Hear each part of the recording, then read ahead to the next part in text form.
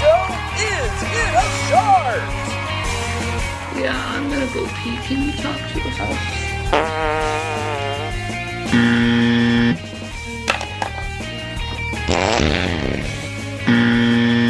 I don't like going to the doctors, but I know I have to. And I'm fucking freaking out. So we got to the doctor from the Uber, and we were sitting there waiting to get into the into the appointment. We were in the waiting room, and they came out and said doctor had an emergency and had to leave fast. Fuck me in the ass. I couldn't take an Uber. Yeah, I said Uber. I didn't mean Uber. I meant taxi. I need to take care of my health.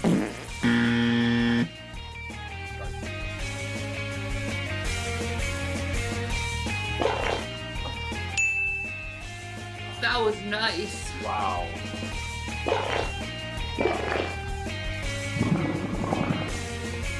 Good push. Thanks for joining us for Is in a Shart. It sounded so wet.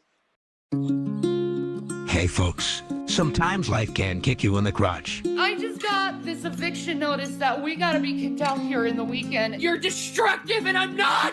I'm doing everything in my power to support. Other times your sugar daddy can't provide for you and your worthless limp dick boyfriend. I need G-Man. Okay, so can someone severely get me hold of G-Man? You need an escape from reality. How evil this person is. You guys owe me some. You need Porcaceps. Porcaceps. Exactly. Try new extra strength Porcaceps. Porcaceps, who needs dignity. But anyway. Or teeth. Rev's rollies, man. Yeah.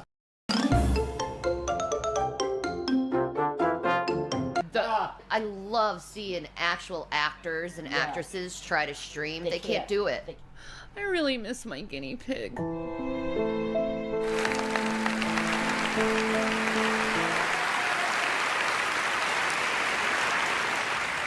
And the Oscar goes to... They're not fast enough to, like, keep up on the grind. They have no script. No. No, money doesn't make us feel better at all. It's the medication that comes from money. Doesn't even make me feel better. No, it doesn't, but it doesn't take it away. No, it doesn't take anything away, but it can certainly calm you down a bit. They need a script, and me, it's like... I've been living off scripts my whole YouTube, I guess, career, you could say. Absolutely. Thank you, L.A. Nior. I said it wrong. Noir. Sarah Quill is a mean Hanover.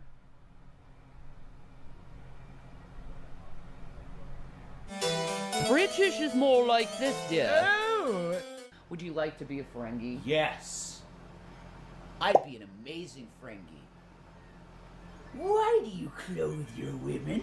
You know they're gonna cut that, and they're gonna be like, see, look it, he's on these awful freaking drugs.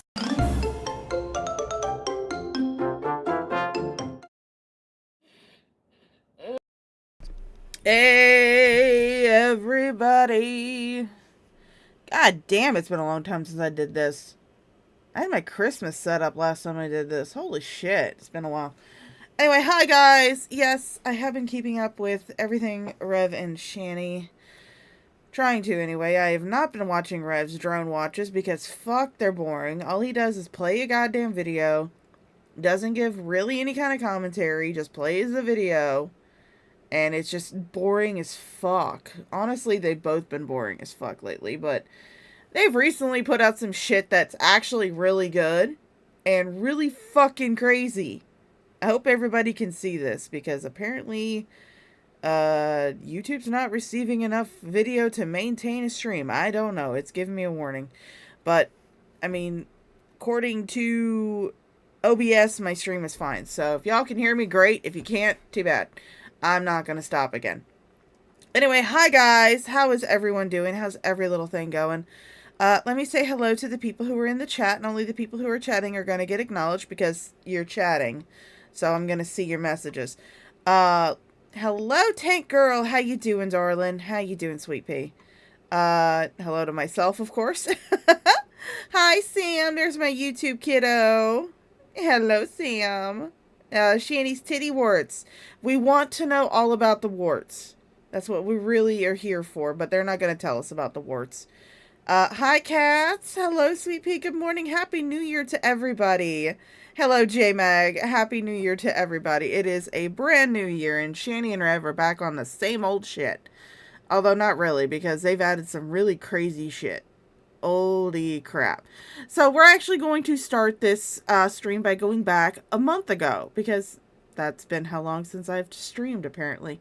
So we're going to start with some Rev, a little bit of Shanny this first time. We're actually going to do it 125 for right now. It keeps warning me about the bitrate. I don't know what the fuck's going on with YouTube, but we'll power through this. So we're just wondering what the fuck they're talking about. Let's go.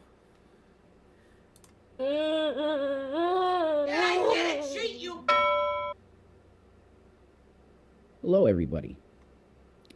This is the Reverend JWE here. And my tag on here is @RevJWE. That's me. I wanted to first of all thank everybody for the wonderful response of coming to sub to me on the channel. I really appreciate that. I just hit 1K, and I want to thank. Yeah, Jason, that's actually something that I helped do, because I told everybody, I said, you guys should unsub from Shanny's channel and sub to Jason's channel just to piss her off. And I still stand by that. I would definitely stand by that. You can definitely sub to him and piss off Shanny. Unsub from Shanny, sub to him. Hello, Jinyu. I saw you sneak in. How you doing, darling? I'm doing pretty good. It's a brand new year. Same old shit. Same hangovers. I don't actually have a hangover. In fact, I've actually got my coffee. I'm off today, but I do have to work tomorrow. So, yeah, that sucks. But we're actually going to fire my music back up because I like my music. And if the music ever gets too loud, just let me know. I'll stop it if it gets too loud. But anyway, yeah, I kind of helped with that, Jason. So, you're welcome. Thank everybody that's here. Now, this is going to be a freedom of speech channel. I got a little weak, and I saw a comment I didn't like, and I banned a couple people, but I have nobody banned now. Everybody's allowed to comment. I want this to represent the First Amendment, and you have a right to say what you want to say. So why am I making this video? This is not...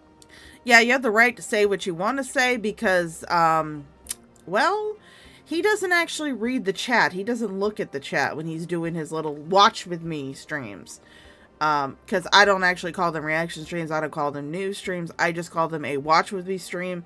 Because the motherfucker is literally taking the work and the content of other people, not adding any kind of commentary, not making it transformative, and he's just playing it on his channel. I really hope at some point he gets a copyright strike. That would be fan-fucking-tastic. Hello, QTC. Hi, GA. How you doing, Sweet Pea? No, her channel's not down. Shanny's channel's still up and active. I encourage people to go sub to Jason's channel because it would piss Shanny off if his channel actually got bigger than hers. So I was like, everybody just unsub from Shanny and go sub to Jason just to piss her off. So I'm currently not subbed to Shanny at all, so I don't get anything from her. Not a news video. This is not a video that I like to do. Thank you for the 1,000 subs, guys. God bless you. This is not the type of video that I like to do, but I know that I have to, because if I'm going to try and come back into the fold of Bible prophecy and let's say truth media, that type of channel, which is where I want this to go. I want to come back as that, but just my name instead of Revelation News. But you know, Revelation News is a trademark. I never got press credentials, but there's other people that have gone under the moniker of either Revelations News or Revelation News. So, yeah, it's almost like you're not the first one. And again, Jason, I said this before when you started doing this thing. Hi, Arabella Rose. How you doing, Sweet Pea? And I said this before, Jason. When you first started your channel, like way back when, you were really popular because you were filling a little niche area of YouTube that did not have anybody catering to that kind of content. You had that little niche audience. And of course they flocked to you because you were like one of the first few or only channels that was actually doing that conspiracy bullshit. Nowadays, though, there are tons of channels that do the conspiracy bullshit. You've stolen from those channels. You've taken their content and just played it full out on your channel. Just restreamed it. All you did was, like, add a little border to it and your little fucking watermark, or whatever the fuck you want to do.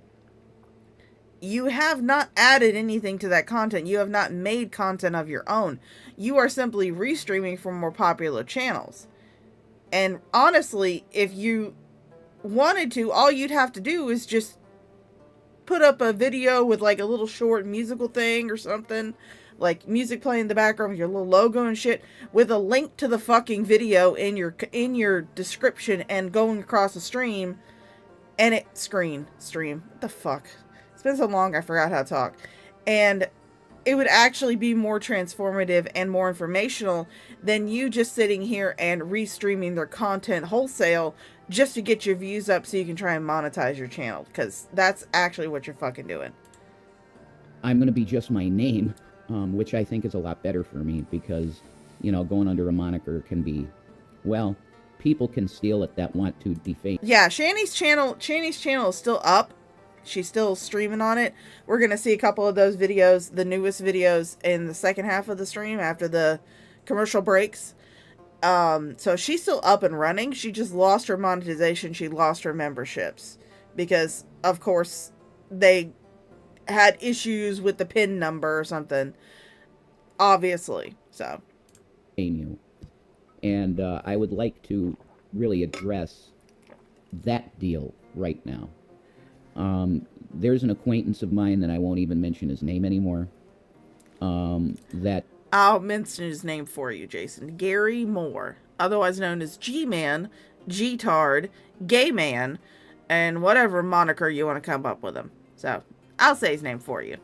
Took my name for a while and was doing slanderous, horrible content about me and my girl, Shannon, who Honestly, all G-Man was doing was just repeating shit that reaction channels and commentary channels have been saying for years.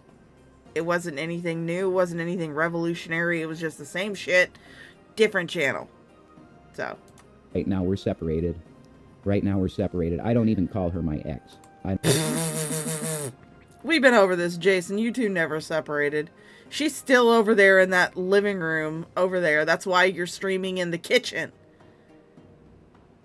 There was actually, I want to say, someone posted a clip of it in my Discord. If you guys want to join my Discord, feel free. Links down in the description, never expires. Join in. And I would like to say something to a certain channel who keeps using screenshots from my Discord in her content. If you want to get those screenshots free and clear without having to go through a middleman, you can join the Discord again. You were in it before. You can join the Discord again, or you could actually just link to my fucking Discord. Every single stream that I do, I have the link to my Discord in the description. If you're going to feature my Discord so much, you can at least link the motherfucker so people will join and they can get the screenshots free and clear. Not going to block them, not going to, kick them out or anything. They're free to come in there and chat all they want to. I don't give a fuck. The Discord is basically just shit posters. So, but if you want to get screenshots from my Discord, you can at least link the fucking Discord. Hey, Miss Mud Duck. Good morning. I don't call her my ex because she's not. We're just separated. Yeah, you're separated by a few rooms. This man did horrible content, and also, if you look up my name now on YouTube, either Revelation News or Jason William Egroff, you're gonna get such disgusting, slanderous, untrue, twisted narratives about who I am and my girl is, my separated. Those were not twisted. People are playing your words. They're playing your streams. They link to the archive channels that have your videos up. That way, whenever your channel gets booted or you try to dirty delete, you can't. Because the archive channels, you usually get it really quickly. Graveyard Flowers is one that I use so often now. She might as well just be a contributing. She is definitely a contributing person on this channel. But those archive channels, they save your videos. And people are then able to use your own words and commentate on it. People don't have to twist your words, Jason. You twist your words enough for yourself. But she's my girl. You're going to see a lot of this stuff. I have coffee.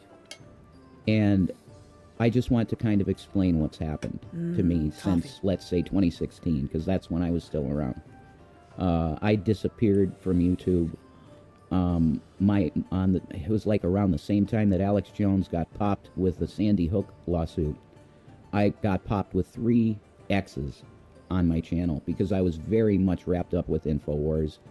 You know, Owen Schroyer, well, if I would have been him. So now you're blaming your channel coming down on Alex Jones. Shit. Jason, just tell the truth, okay? When you got wet-brained, Shani could not stand that your channel was so popular. She had to be the center of attention, as always. That's why I tell people, not because your content is riveting or entertaining in any scope, but it would piss Shani off if your channel became more popular than hers. And she would make you tear that shit. She would make you take that shit down because she's got to be the popular one. She's got to be the one getting all the views. She's got to be the one getting all the likes. She's got to be the one getting all the comments. Her. It's all about Shani. So when you got wet-brained by Shani, by the way, who, let's not dance around the issue. Shani gave you irreparable brain damage when she forced you to quit alcohol cold turkey with no form of intervention, with no form of any type of rehabilitative intervention. You got to come off that shit slowly when you're as heavy of an alcoholic as you used to be. Or you still are, actually, I would say, because I don't honestly believe that you've even quit drinking.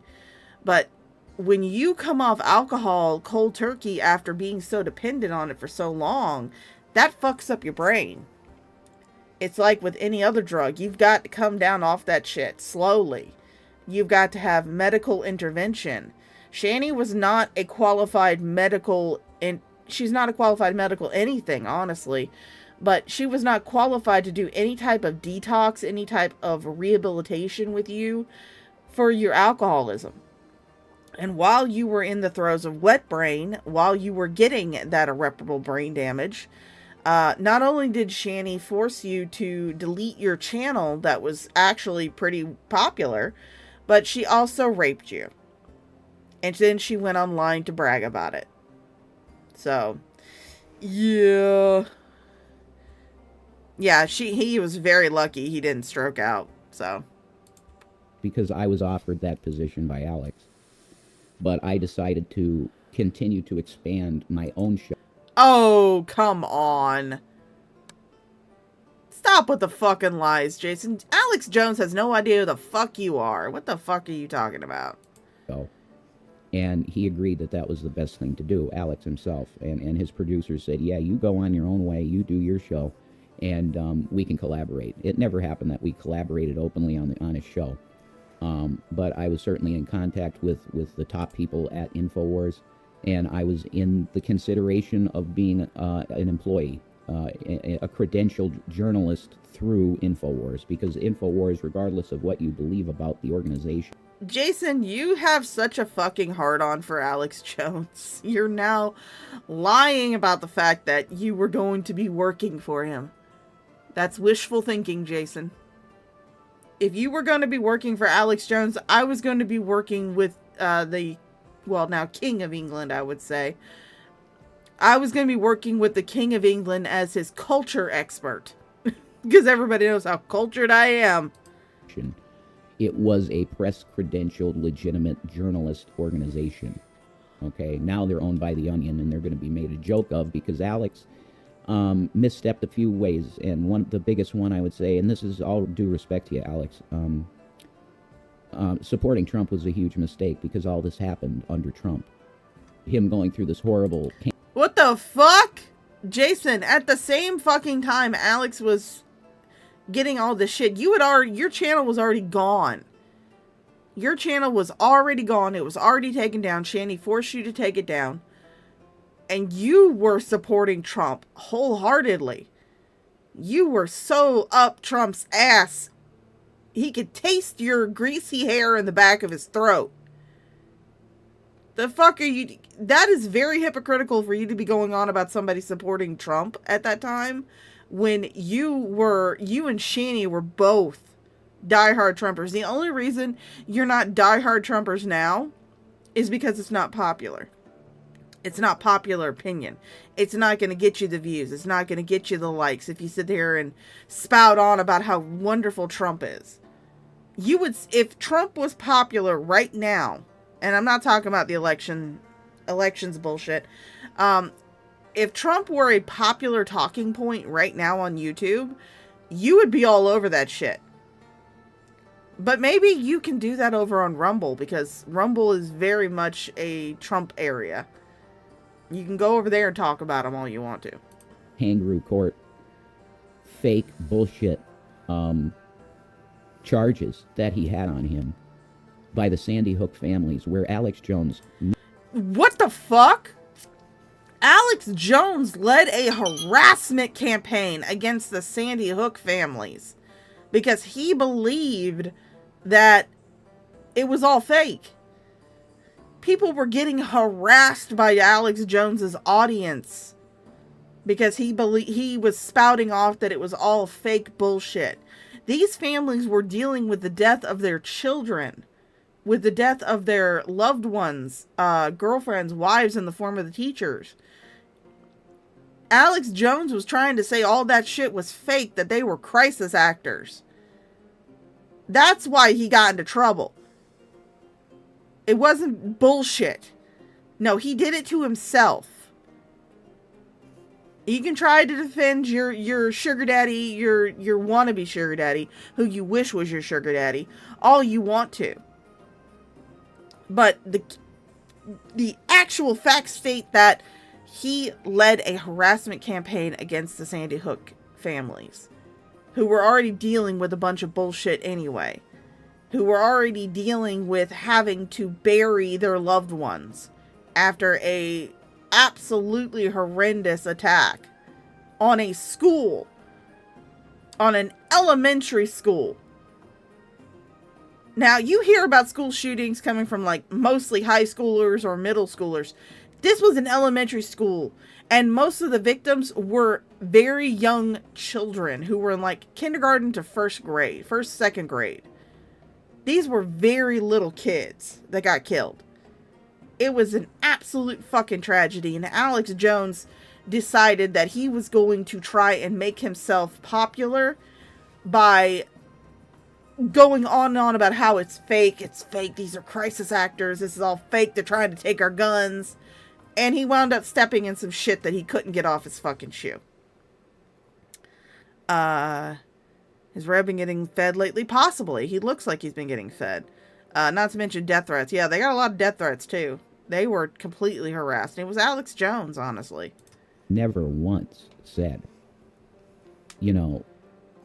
quote unquote, no children died. He never said that, because the way false flags work, yeah, they kill people. But the point is that it wasn't organic in the way that the mainstream media wanted you to perceive it, and that was definitely true. You just Google the name Wolfgang Hellbig, and I'll leave it at that, okay? I need to address what's gone on with my name and my life. I got with Shanny on March 7th of 2017. Her husband cheated on her, and I agreed that if something happened with them, that I would stand up and be a male to pick up the pieces. And that's what I did. And me and Shanny got together then, and we were together until recently. And what you guys have to understand, the Christians, you're going to see a lot of bad stuff about me out there, but you have to understand that it's all twisted and it's all manipulation by them to... I would like to say this to any Christians who might be watching. I personally do not see myself as a Christian. I see myself more as a spiritualist. I do believe there is a higher power. I don't think he is as involved in our lives as Christians like to say he is. I think he just kind of made us and then turned us into like his daytime reality TV that he likes to watch. But I would like to say this to any and all Christians who might be watching me, who might come across this channel, who might come across this video. What he's saying here is complete and utter bullshit. You can go look down the description. There is a link to a channel called Graveyard Flowers. Graveyard Flowers is a archivist for Shani and Jason. There are also other archive channels if you wish to dive further into their past. Another popular one that dealt with a lot of the old, not old, but older Shani stuff is called XX Archives or XX The Archive. And then there's also Fat Courtney Love and the Fundy Archive. Those are channels that I use. There's also Shabby for Christ who does some archiving as well. But people can go and watch these videos, Jason. I encourage it. I encourage people to go watch these videos without me as a filter, without my commentary as a filter. Let them come to their own conclusions about you. Let them go into your past, see all the shit that you've lied about, all the terrible stuff that you've done, and come to their own conclusions. I'm not sitting here saying that I am the end-all be-all of Shani commentary. I'm not. I know it. I'm not on often enough. Oh, by the way, hi Blue. I saw you, darling. But go watch the archive channels. I would encourage any Christians out there to go watch these archive channels and come to your own conclusions about these two. Do not give them any of your money. Do not donate to them because they are a bunch of assholes. They are two fucking terrible fucking people who have abused and neglected two children who were in their care until eventually CPS finally stepped in and those boys are now in a foster home.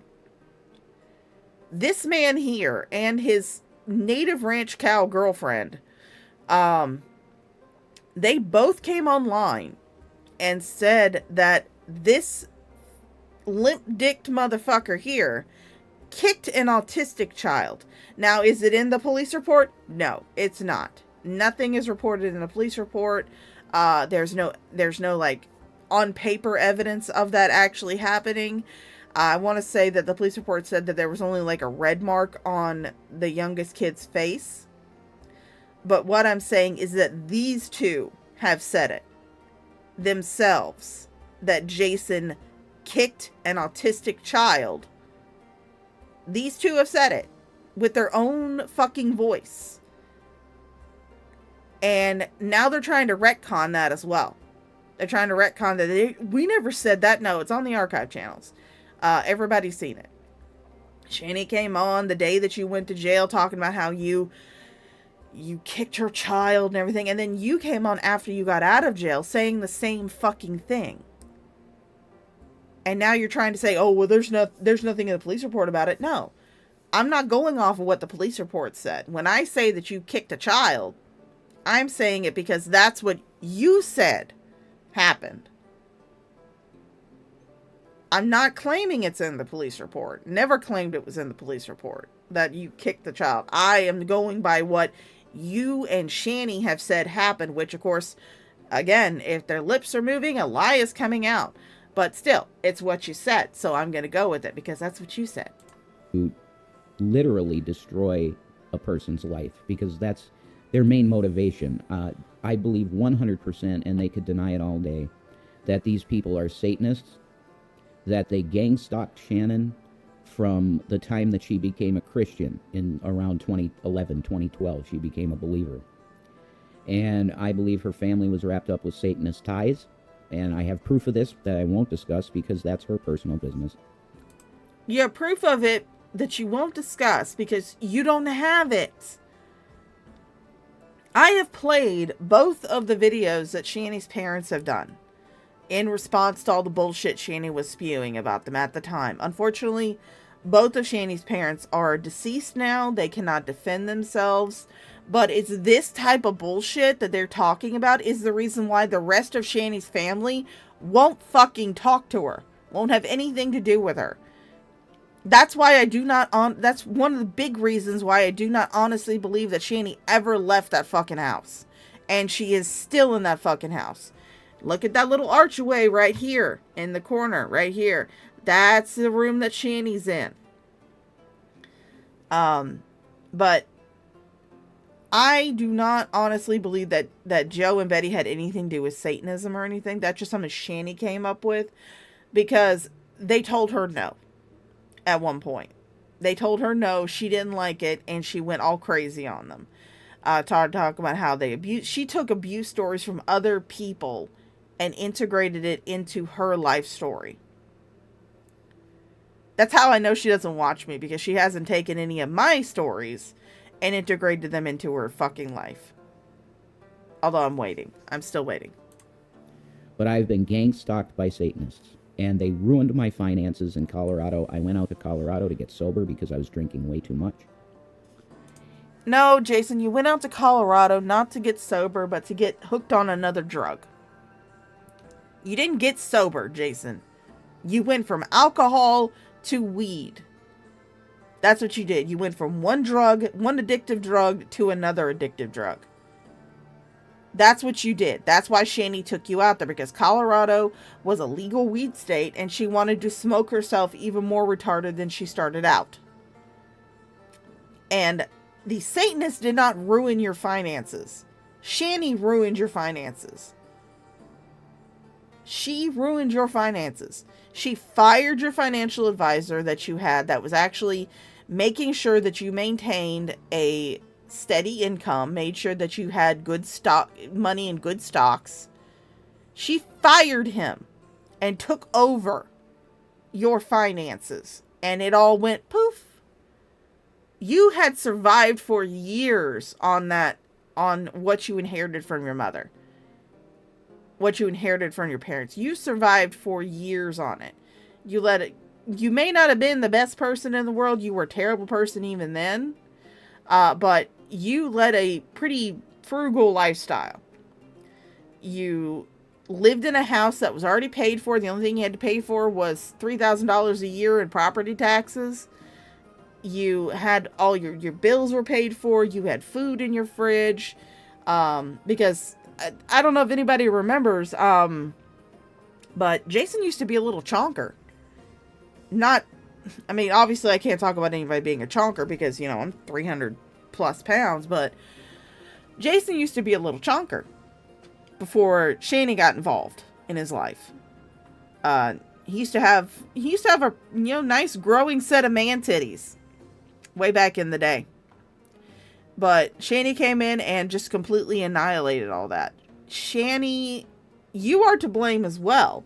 But I can't lay the blame entirely on you, or even most of it, because at the time that your money went poof, you were dealing with wet brain that was caused by Shani. So, yeah, it wasn't the trolls. Rev was a thick boy. Hi, man, how you doing? Yeah, I also wonder how the cats are doing. And Shani suggested, let's go to another state, because you're never going to get sober in this state, because alcohol is it's everywhere here, which she was correct. So we dropped everything one night, didn't even turn off the air conditioners, and left for Colorado. And I was out there for 3 years, but in the course of the time there, they harassed us continually with our landlords, calling them and telling them all kinds of lies, like we're rug dealers, we make bombs, we're terrorists, and they got us swatted. The worst was at the Habitat, and they got us swatted, 15 police cars, fire engine, absolutely insane, and they did this. Because it was the same night that Shane Dawson debuted his video about the conspiracy palette, and we were featured. You guys were featured for all of, maybe a minute. And it wasn't because they thought guys were just amazing content creators. No, it was because they were having little clips of people Sorry, I had to check something for work. I need to respond. Okay. My new job, they send us text messages telling us when our pullout times are. So we have to go check make sure our manifest it looks good and respond with an okay if we understand. But what was my train of thought? I lost my train of thought. My train of thought pulled out of the station. But okay, I'm gonna continue because I completely lost what I was talking about. I got distracted. Annie and I on my Revelation News YouTube, we were featured all throughout the end of that. Oh, that's what I was going to talk about. No, you were not featured all throughout the end of it, Jason. You were not featured in a Shane Dawson video, and it wasn't. You weren't even in it because he found your channel and thought your content was so fabulous he had to feature it. No, you two were in that video because you sent him a clip or tagged him in a clip that you uploaded to YouTube of you two unboxing the conspiracy theory palette. That's the whole point of it. He was showing people that had bought the conspiracy theory shit that he did with Jeffree Star. That's it. It wasn't because he thought you guys were fantastic content creators. He had to have your shit on his channel. No, it's because you guys either sent it to him or you tagged him in it on YouTube, unveiling unboxing the Jeffree Star shit you had bought in collaboration with Shane Dawson. That's it. That's it. And you weren't even featured that much. And we've gone over this, Jason. The reason why the cops were called on you that night was not because someone swatted you. The cops weren't even called. You had been involved in a hit-and-run accident, and they had found your home information based on your license plate. You rear-ended a car that had a child in it because you were tripping balls on something. There's a video of him out there driving to pick up Shani's child from school, and he is absolutely just ass-blastedly high. I don't know what the fuck he was on. Was not just weed. Was not just weed. I want to say it was something like speed or meth or something, because dude was tripping fucking balls. But there's a video out there of that, of you driving to pick up Shani's son while you were completely ass-blasted high. During that incident, you rear-ended a car that had a child in it, and the cops came to the house in order to give you a citation for it. Now, there was a little bit of mix-up with their paperwork in the computer system, because in their system, it was showing that you and Shani still had an active restraining order. I will play devil's advocate. That restraining order had been lifted at the time the cops showed up, but it was not reflected in their own computers. It had not updated in their systems, but it had been taken back. It had been, dismissed. But they thought that Shani was living with you when she shouldn't have. Which, I mean, if they had come a few months earlier, they would have been absolutely correct, because first of all, you bought Shani an apartment, and then you moved you and the boys into that apartment, breaking your lease on your other place. And you wound up, moving in with her and trying to play like you weren't living with her. But we all knew you were. You do this all the fucking time. But the reason why you had such a big deal with it was because Shani could not keep her fucking mouth shut while the cops were there. The entire incident could have been avoided. All you would have gotten was a citation. You would have had to come to court, pay a ticket, pay a fine, whatever it is. If Shani had just kept her motherfucking mouth shut and had stayed in the back room. But no, she couldn't do that. She had to come out, make a big deal about it, start talking about, oh my god, I'm so scared of cops, I'm so terrified. Ah! She didn't have to do all that. They were just there to give you a fucking citation. They were not there because somebody called them and swatted you. But that wasn't enough for you and Shani. No, you two had to not only make a scene about it, but when they were going to remove Shani, because, again, It had not updated in their computer that the restraining order had been lifted when they were going to remove Shani for what they believed was someone, which all she would have had to do was go to the car, be quiet, go to the car, sit there, let them process their paperwork. They probably would have seen it had been updated, and then she would have been let out of the car. She was only being fucking detained. But that wasn't enough for you. No, you had to go and throw your wrist at a cop and get your own fucking ass arrested. Shani had only been detained so they could figure this shit out, because they had to make sure that the actual restraining order had actually been lifted before they could release her. All she would have done was go to the car, maybe go to the station, and that would have been, she would have been brought back after it had been found out that that had been lifted. But no, you two had to make a giant ass deal out of nothing. That's what happened that night. You can try and spin it, try to rewrite it, try to retcon it all you want to, but that's actually what happened. And guess what? BGTV actually has the arrest video. You can go look on his channel. BGTV has the arrest video on his channel. Free and clear, no commentary, no nothing. He released it publicly a few days after he had already commentated on it. But I commentated on his footage that he released to the public, but he has that arrest video on his channel and you can go watch it. YouTube made a mountain out of a molehill. That video, and it got huge views.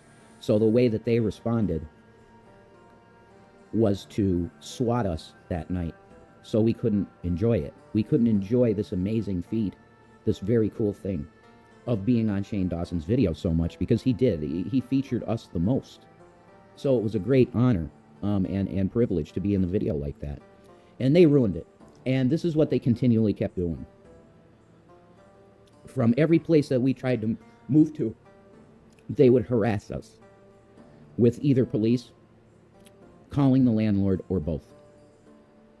So I ended up losing all the money I had. Jason, fuck you. I don't remember who had it up. I want to say that it was Burnt Toast. I don't know if she still has it up on her channel. She's taken it down. But she, at one point, I want to say it was Burnt Toast, had a 911 call from one of your neighbors complaining about, in the middle of the fucking night, complaining about there being yelling and screaming and thumping noises coming from your apartment. They were your only neighbors in that wing of the apartment complex. And here's the kicker, Jason. At the time, they claimed that you were not there. That you were the only person that they knew out of that apartment. They rarely saw Shani, rarely saw the boys. But they saw you going to and from. And they knew about you. And they called and they made it very clear that you were not at the apartment at that time. So obviously, Shani was yelling and screaming and doing something to the kids, which is why I honestly believe that your abuse of the children was not limited to verbal abuse. I do believe that you and Shani actually physically abused those children. Now, do I want the kids to ever come out and tell their story? Fuck no. Leave those kids alone. Let them get away from the internet, get away from all this drama shit. I would feel happy. I would be happy as a fucking clam if the only update I ever got about those boys is Chris coming online one day saying, hey, yeah, the boys are with me. They came to live with me. Because Chris was the best fucking father figure those two kids had in their entire life. Their entire life. He loved those boys. And I want to say that Chris actually did say at one point during one of his streams that he had been contacted by, I want to say, the oldest child.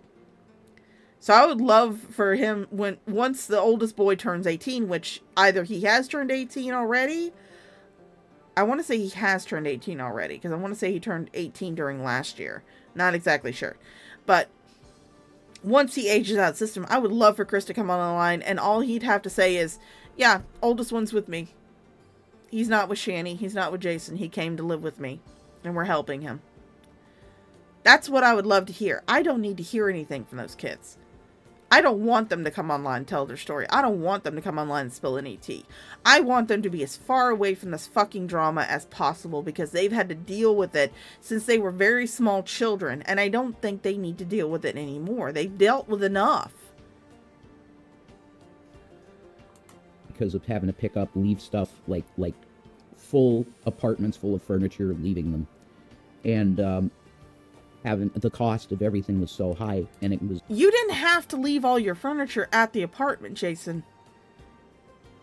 You two chose to leave all of your furniture and all of your belongings in every single fucking apartment that you had to abscond from while you were in Colorado.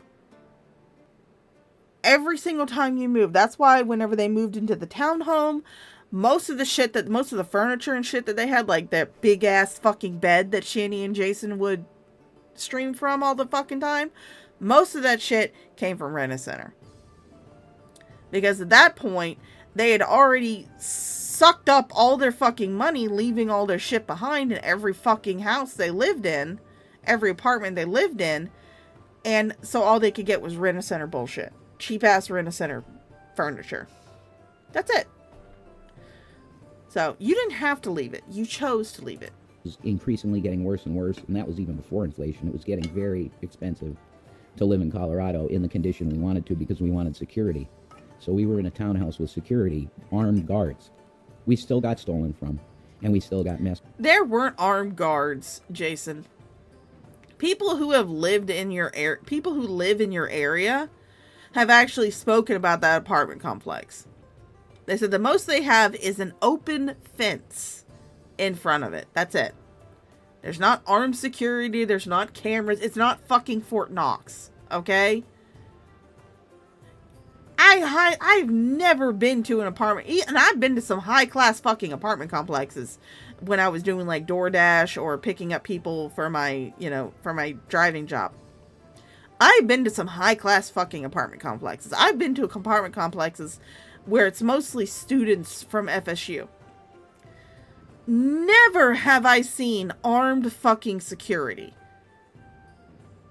Do some of them have gated communities? Yes. Do some of them actually have security officers that sit up front and check, driver's licenses, ask for apartment numbers, who you're going to pick up? Yes. Are they armed? No. So I don't know what the kind fucking Fort Knox apartment building you were living in. Looks like he had a stroke on that side. Honestly, I'm sitting there looking at his mouth and he's drooping on this side, so I don't know. But I don't know what kind of apartment complex you were fucking living in. That was that Fort fucking Knox, but I highly doubt they had armed security. What the fuck are you talking about? With, the day that we got kicked out of that place in Covell, it was fake. These people actually make up fake eviction papers, fake seizure car. That's a screenshot right there. Fake eviction papers. Jason, Shani showed the eviction papers on a fucking stream. She showed them. She showed both the warning that you two had gotten at the time, and imagine something going into that black hole. But she showed not only the warning that you two had gotten, but she showed the fucking red paper that said you two had to be out by the end of the weekend. She showed it on stream. On fucking stream. God damn it, it's some fucking crazy ass shit. Our papers, and they put them on your door or on your garage.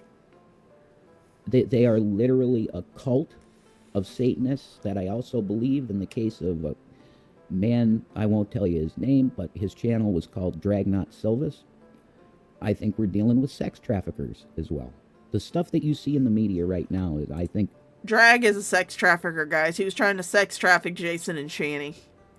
Never mind the fact that Jason and Shani constantly hit on him and his wife.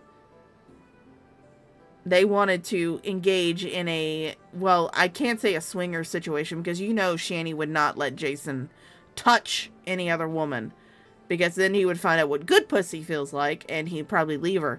But basically what they wanted Dragnot to do is they wanted Dragnot and his wife to come up to Colorado and stay with them at the Stanley Hotel. And I have nobody has, not even Dragnot, had any doubt that what they basically wanted to do was to let Shani have a threesome with Dragnot and his wife, and Jason watched from the cut corner. The people that harassed me and my girl are into that big time. So, with all of that said, this is put towards the Christian viewer, because that's what I'm going for. I put my tags in on my channel. I want to try and get to get an audience that was similar to what I had, just loving Christian people that want to talk about prophecy in the news and prophecy in general and Bible studies. You're going to see a couple videos on here. And so he can fleece you for money. Here that are addressed to a woman named Foodie Beauty, who's a joke on the internet. She's just a joke. Very sad, depressed woman. And I'm going to keep them up because there is a side of me that likes, engaging in some of that stuff sometimes. But that will be probably the last. FYI, I'm taking some ibuprofen because I woke up with a headache. The last video I did on her will probably be the last video you ever see me do on her, because she's a joke. She's an extremely bad friend. And I just, again, caution people to stay away from her because she's dangerous. She can destroy your life. If not, I guarantee it, she can. So that, I'm leaving it at that with the Foodie Beauty deal. But, the fuck are you talking about destroying your life? I'm confused. Shani made a community post talking about spayed cats. Foodie Beauty's audience went to her and said she was talking about Chantal.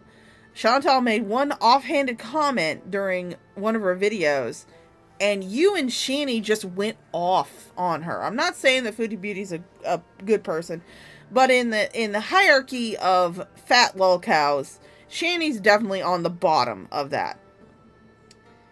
Foodie Beauty and Amberlynn Reed might be a very close second to being the bottom, but Shani's definitely on the bottom. But Foodie Beauty made like one offhanded comment about it in a stream, and then she just moved on to the next topic that was being brought up. But she made like a couple offhanded comments, and you two decided to wage war against her for that. And also, Jason, she was never your friend. You two talk about parasocial relationships and how people think that they know you because they see you on YouTube. That you two in that instance were entirely guilty of being in a parasocial relationship with Foodie Beauty. You two believed that you were friends with her, that, she was your best buddy, all that other shit, but she wasn't your friend. She wasn't even your acquaintance.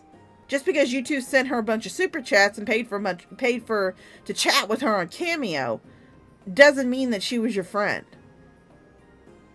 A lot of people do that with her, and she's not friends with them. To my Christians, oh my God, I just thought of Rand Campbell, but to my Christians, to Jesus's Christians, to Yeshua's elect, forgive me. Because I have made mistakes. I'm asking for forgiveness from you. And I want to be able to connect with the community again. People like Paul Begley and Minister Paul Maxon.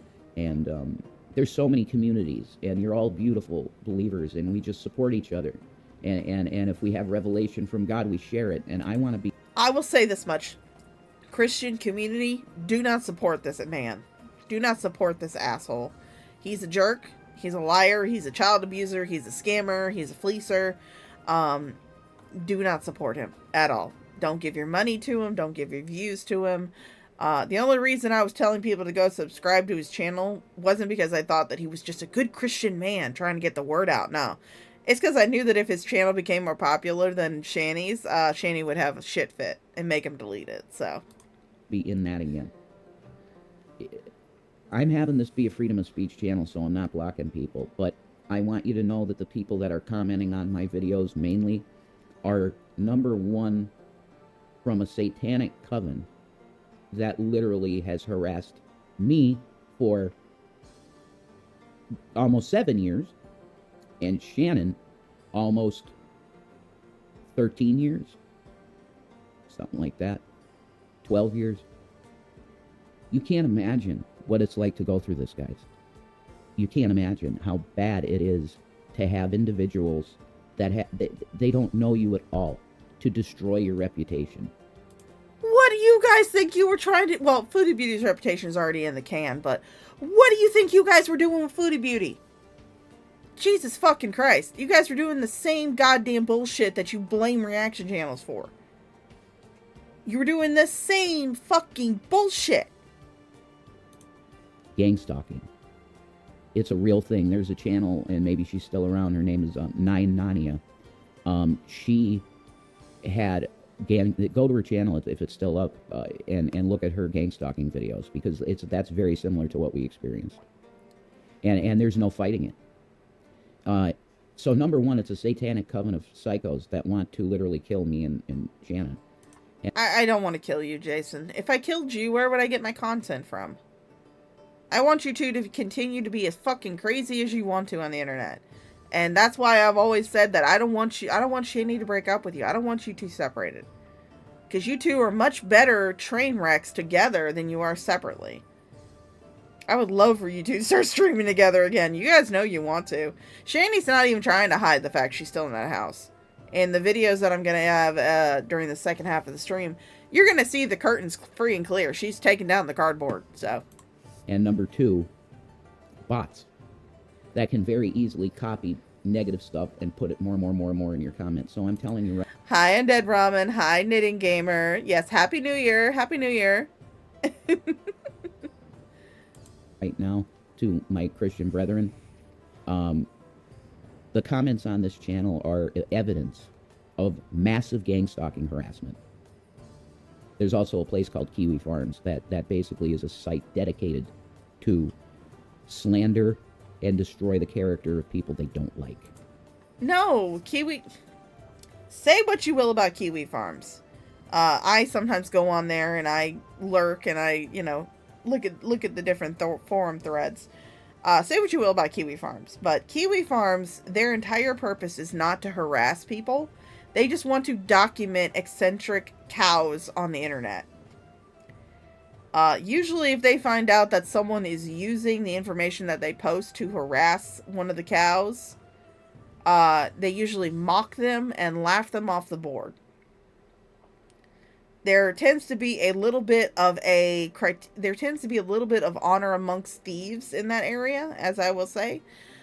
They want to document and watch. They don't want to interact.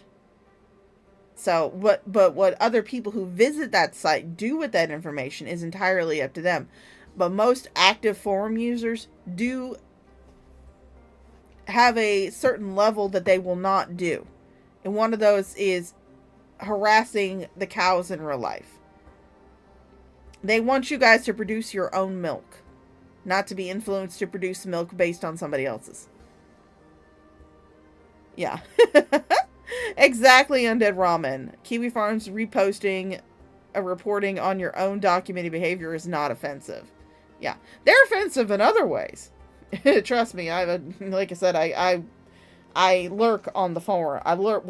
It's been such a long time.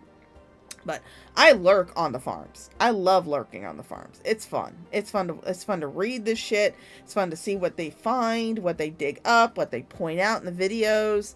Because they are some sleuthy motherfuckers over there on Kiwi Farms.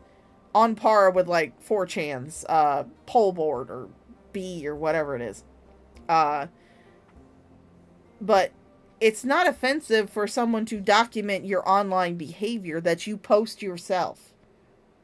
That's not offensive.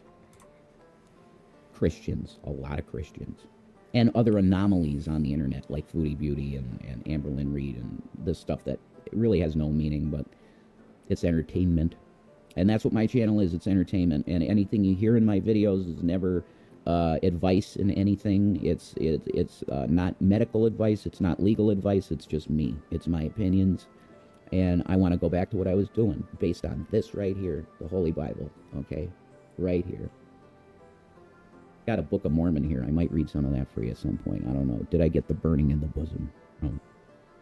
Reading it. Yeah, I did, once or twice. But I can't be a Mormon, and I never will be, because I chain smoke like a chimney, and I drink coffee. So I can't. But I love my Mormon brothers.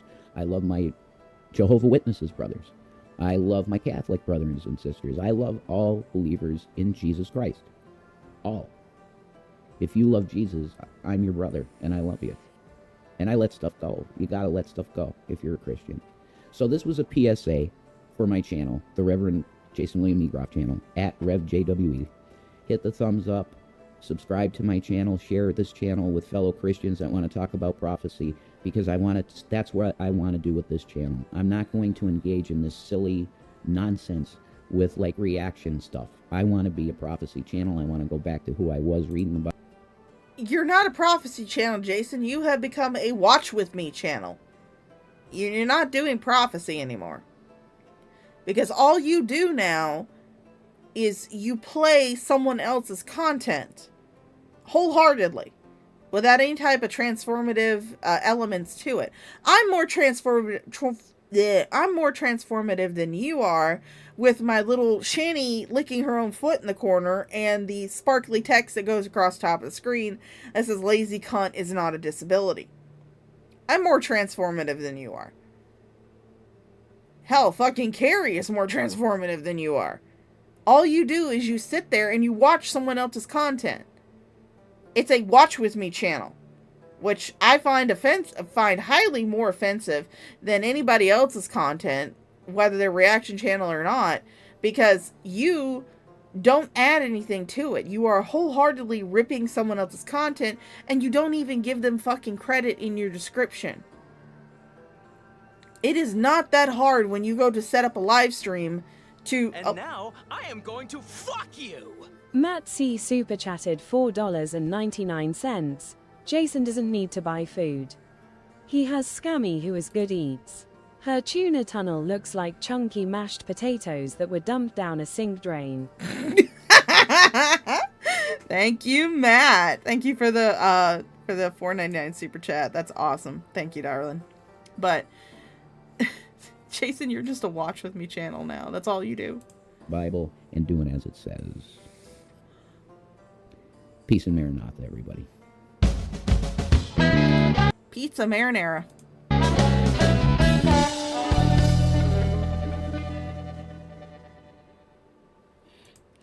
Alright, so now we are going to move on to more crazy shit from Jason. This is from the 6th of December, because like I said, I've been gone for a long time.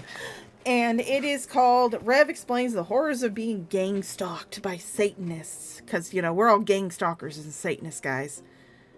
We're not our own individual people that are coming to a conclusion based on the words that come out of their mouth. No. We're just terrible gang stalk Satanists. And I hate to tell you this, Jason, but I'm not a Satanist. If anything, I'm a Pastafarian. Praise he who is boiled for our sins. May his noodling brace be warm and tender, his sauce be spicy, and his meatballs be large and plentiful. Ramen. I can't cheat you!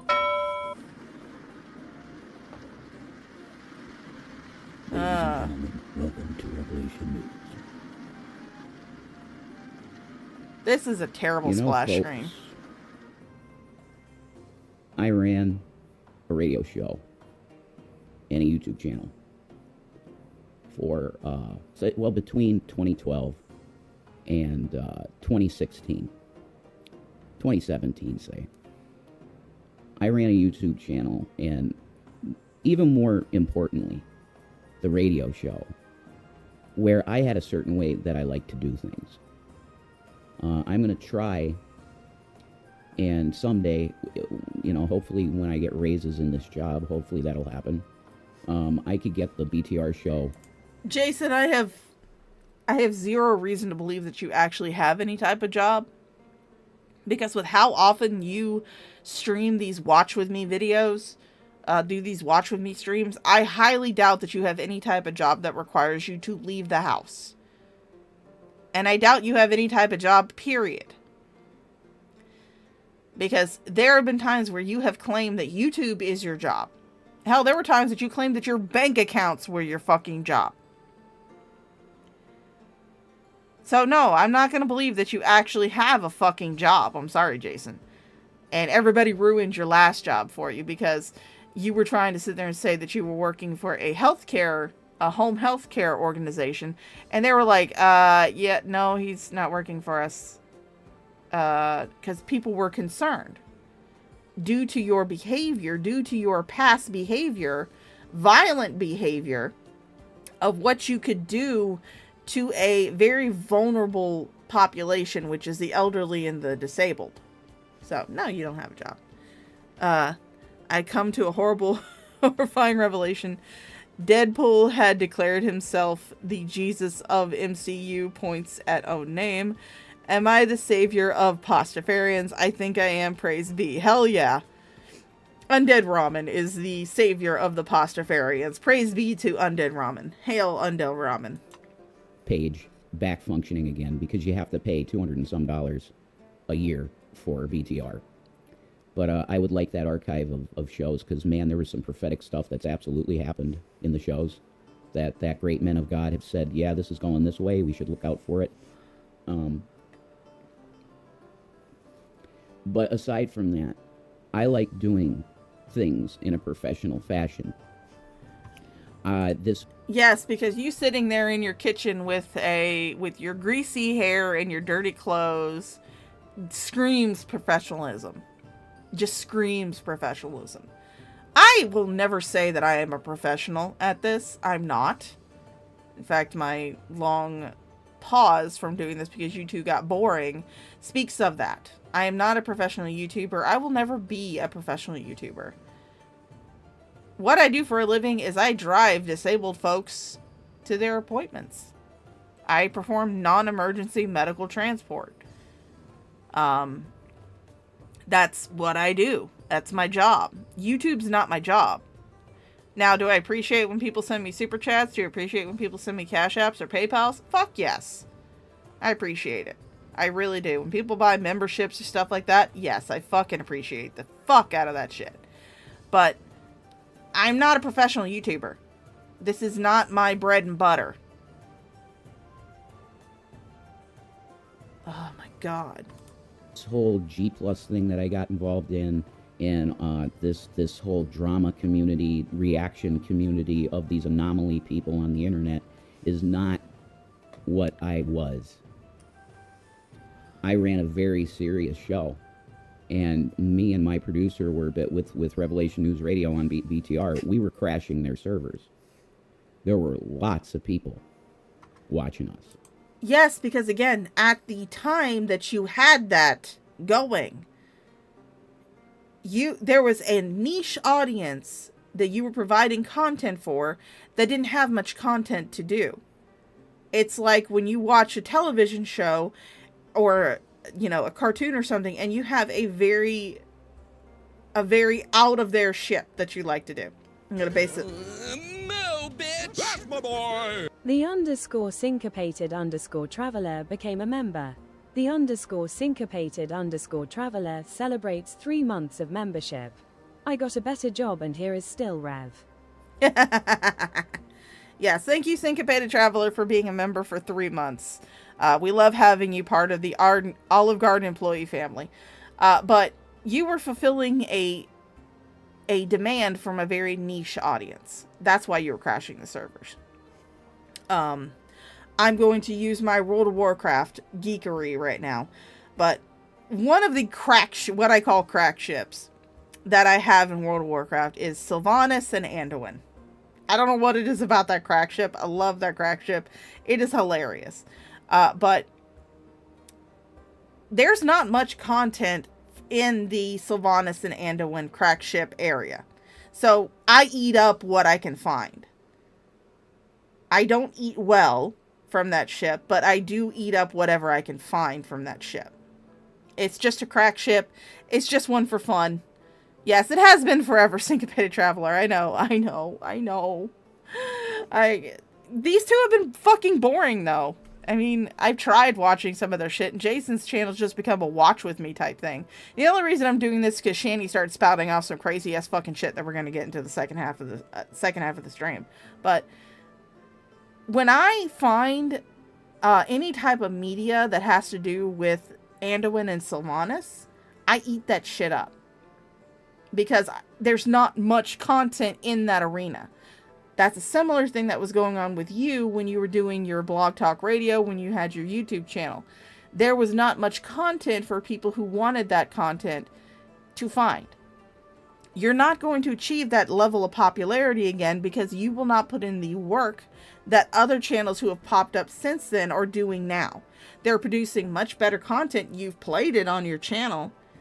They're producing much better content, editing, commentary, having links in their descriptions leading to their resources and their, what quote unquote research they've done.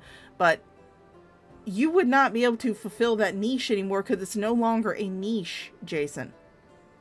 You would not be providing limited content to people who did not have that content to start with. People now have a choice on who they want to watch. And to tell you this much, they're not going to be watching you. Hey. And really listening. And as a matter of fact, cabinet members of prominent Israeli politicians, such as the guy that's in there right now in Israel, were listening. Because we had real intelligence people coming on. So, I'm trying to go back to what I was.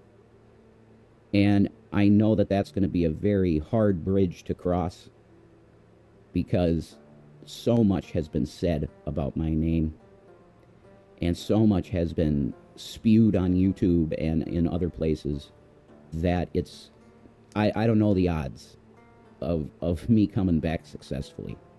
But I'm doing this video to simply tell you that the content that you're going to get from me is pre-recorded stuff. I'm not live streaming, especially with a guest. Yeah, that didn't last long. And again, I'm not going to be going over Jason's drone watch streams. Because like I said, it's basically just a watch with me. And honestly, it's boring as fuck. I like it when he's spouting off this crazy shit by himself.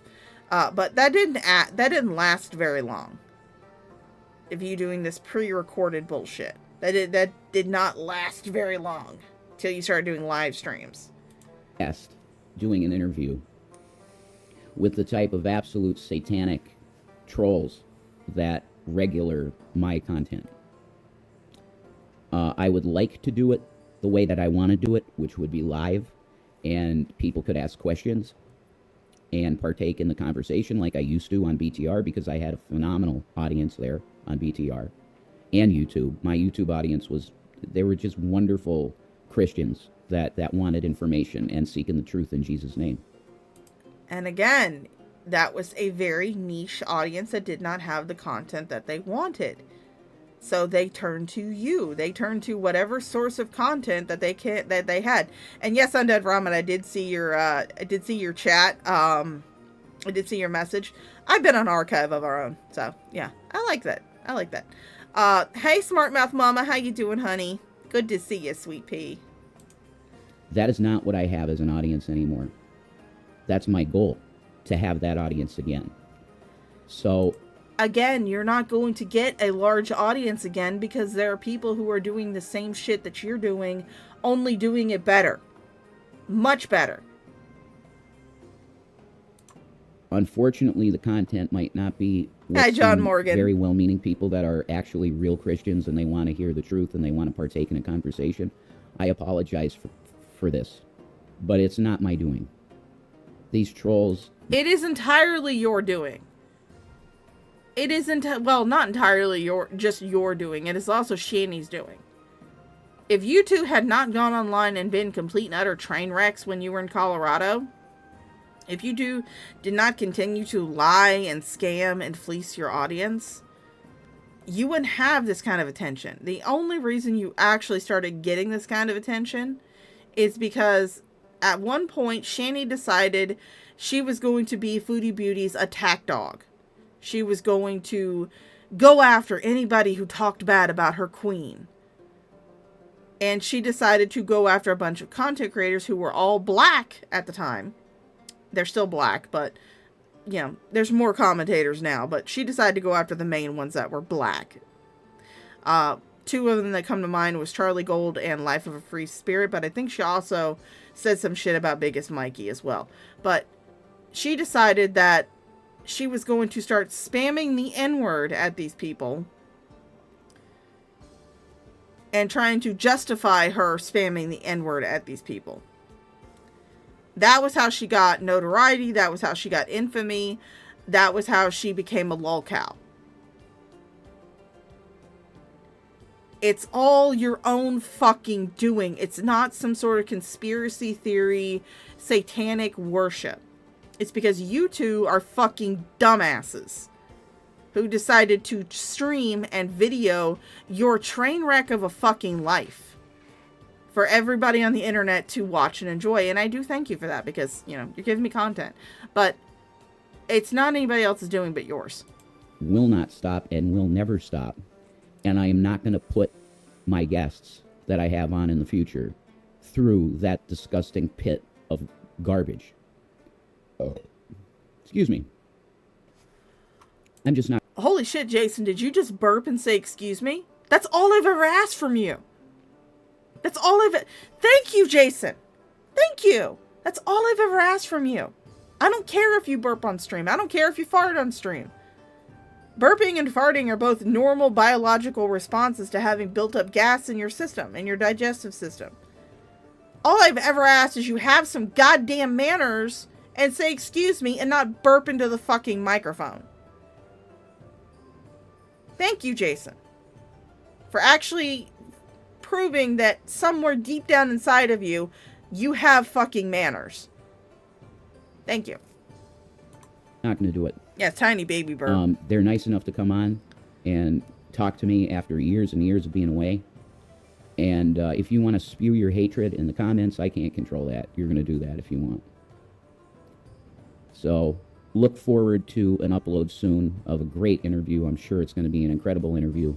I'm going to be doing it on Saturday at 8 p.m.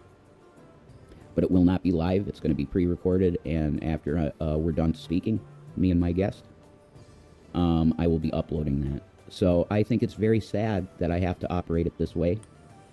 I would like to have a live show and audience participation, but the fact of the matter is that there's too many Satanist trolls that are wanting to destroy my life completely, and I just can't do that. I will not do that to a guest of mine that I very much value their friendship and value who they are as a Christian and as just a human being.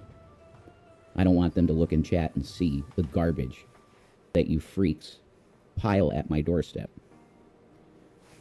So to the real people... I'm only piling up the garbage that you have put out there, Jason. That's it. And I'm not even really piling it up because, God, how long has it been since I streamed? Not just about YouTube, but entirely. Honestly, I'm thinking about streaming some Minecraft shit. Maybe. In the future. I don't know. But... it's been a fucking long time since I've streamed about either one of you. I want to say it was before fucking Christmas. It's been the last time that I streamed about you. But whatever garbage I minutely help pile up at your door is garbage that you've left all over the internet. You need to clean up after yourself, Jason. You're fucking nasty. Well, I'm sorry. And to the trolls, I just wish you would go away and leave me alone. It's, I mean, literally... it's like your entire day revolves. Okay, Undead Ramen, I want to go to bed with you. Alright, Undead Ramen, you sleep well, honey. Around making up new things and bringing up things from the past and twisting them. It's the most pathetic things I've ever seen. I've never seen people like you. But it's because you really are miserable yourself. That's the reason. JWE, Defender of the Prophets. Let me tell you how miserable my life is. Let's see, on the 21st of December, I actually spent the evening with my partner and my family at my grandma's house doing the yearly Christmas party that we do. I got a pretty nice cup from the Dirty Santa game that we play, and I also got $100 from my grandma. Then for New Year's, we all went over to my grandma's house. Well, for Christmas, there wasn't a bunch of us in town, so we decided not to do the big Christmas lunch that we normally do. we decided to go out to a Chinese buffet. So I spent Christmas with my family eating delicious Chinese food. I had sushi. It was delicious. It was wonderful. For New Year's, we all went over to my grandma's house and we had a big New Year's lunch that had our staple foods that we always eat on New Year's, part of our tradition, a lot of people's tradition actually. We had ham, black-eyed peas, greens, I want to say roasted broccoli, which is absolutely yummy, absolutely delicious. And we got to wrap it up with a buttermilk pie made by my aunt.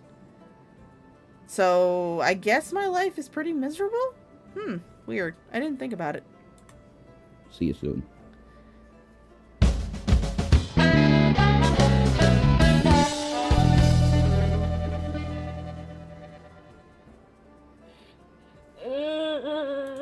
Alright, so this comes from the 7th of December, and Jason is announcing that Shani is done. I wonder how long that took.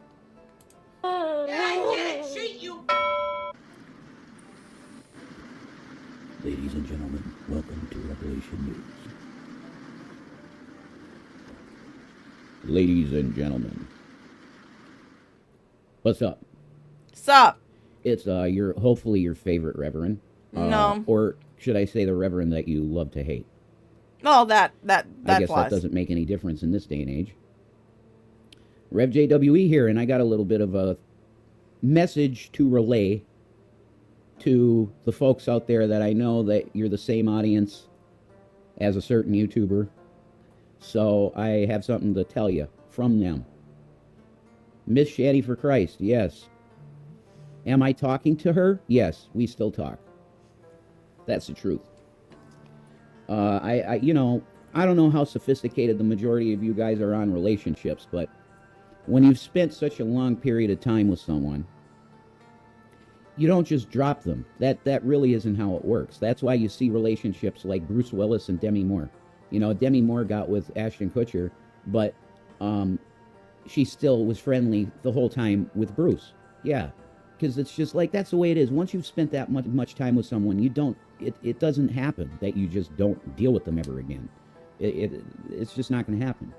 So I got a message from her to the audience, because she's so done that she doesn't even want to do community posts anymore. Okay? Because that did not last long. For anybody who ever, is new to the Shaniverse, I know there's some new people that pop in every once in a while. Do not believe when Shani ever says that she's done, she's quitting YouTube, she's never coming back, because she does this on a cycle. This is just part of the Shani cycle. She will sit there and say, oh, I'm done with YouTube, I'm done with the harassment, blah, blah, blah, blah, blah. And then she'll come back a few days later. I want to say the longest that they have lasted was maybe a month and a half not being on YouTube, not making content, but they were still chatting people up on Instagram. They were still, getting money from people on Instagram. But, she says this all the time. Usually the pattern is that it is followed up with a suicide claim, but this time actually they broke tradition. as I see what you do, you troll her on that channel every chance you get. You satanic piece of shit trolls. And you're getting what you want right now. I don't understand why you want it this way, though. It doesn't make sense to me. Because your livelihood with the reaction channels is completely wrapped up in her content. My livelihood is not completely wrapped up in Shani's content, because I do not make money on YouTube. Maybe make a little bit here and there. I've maybe got paid twice from YouTube. Twice. Since I got monetized again. I've been paid maybe twice. That's it. That's the only time I've ever, crossed that $100 threshold where they'll actually send you the money. But I've only gotten paid, twice, maybe. So my livelihood, obviously, is not wrapped up in you guys. My livelihood is my job that I have. That's my livelihood. In fact, I actually just got paid today. I got paid, $1,200 today for my job. I get paid every 2 weeks. But my livelihood is in no way wrapped up in you and Shani. You two could disappear off the face of the planet, and I'd be like, alright, cool, bye. See you later. But no, my livelihood's not wrapped up in you two motherfuckers. She's the star, not me. I never was the star. It was her. So,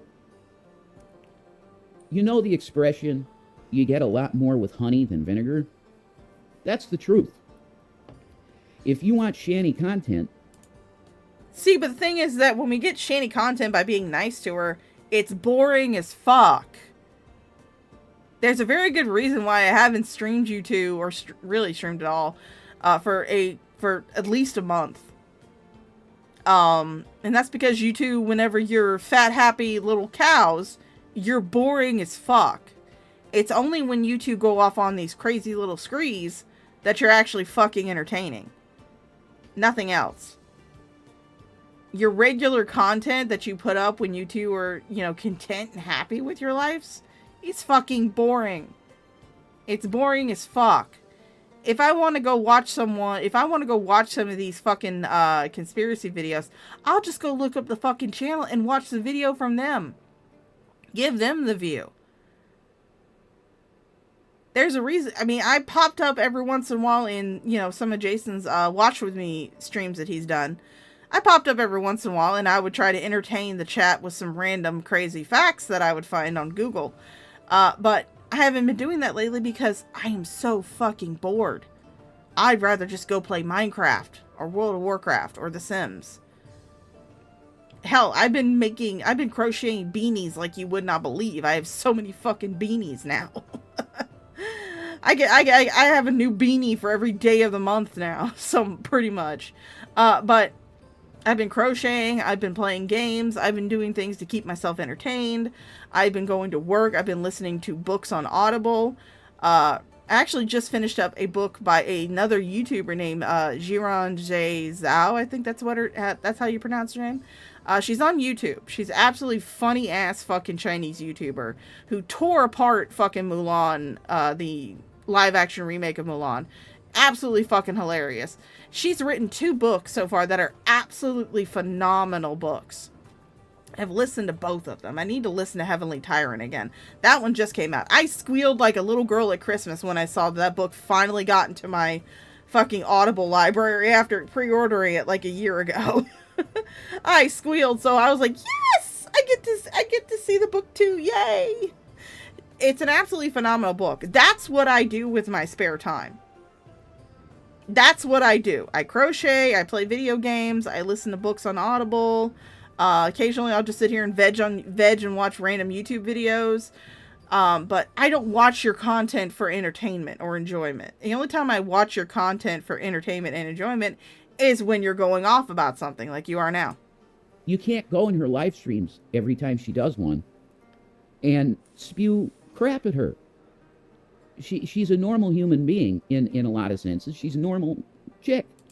And she doesn't like baseless stupidity that's been talked about for years and years, and it's been, you could say, debunked. Okay, all of this stupid, these false rumors and shit, and then people go, the trolls go, everything we talk about is on video. You're full of shit. You put things, you inject your own facts into a general situation of what we've told you about it. That's called embellishing the truth. Do you realize that? So you hit her with this shit every time in live chat, and she gets to the point where she just goes, I'm fucking done, and I'm not doing any content. Aww. That's where she's at. And I always have to mention the nice people. You know, we know you're out there, and she knows you're out there. But the loudest cymbals, the loudest clanging cymbals, are the haters. I am the only entity on YouTube that's willing to do what I'm doing here in a video and stand up for her. There's not one person, not one, that watches her that's willing to do like one video saying, you know, this Shanny for Christ person, there's all kinds of crazy shit in videos about her, but I know her by DMs, private relationship. And private relationships that she has fucking screwed over. I cannot tell you how many people have come out now saying that Shanny's fleeced them. Saying that Shanny treats their quote-unquote online friendship as them just being a digital ATM for her. Where she constantly begs them for money. She's ruined the relationships that she had with people online. And it's her own fucking fault. She's great. She's a great friend. She's a great person to talk to. Yeah, she is. That's the real Shani.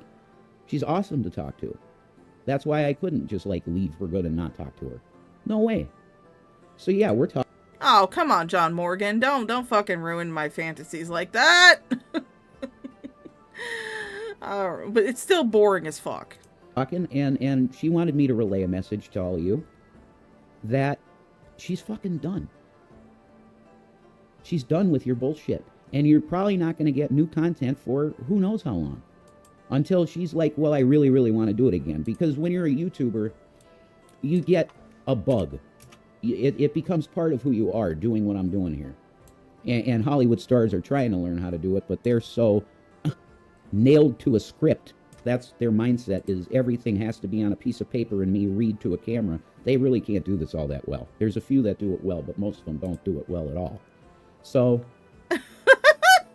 leave her some encouraging comments on her posts or her videos, and maybe you'll see her come back. That's my suggestion. Until then, you're not even going to get a community post, because it doesn't even have to be a video for these trolls to come and troll her.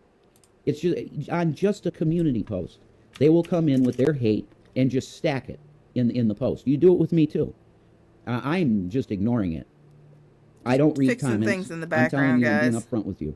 I don't read comments. I don't pay attention to a single audience member that I have, and I'm not gonna.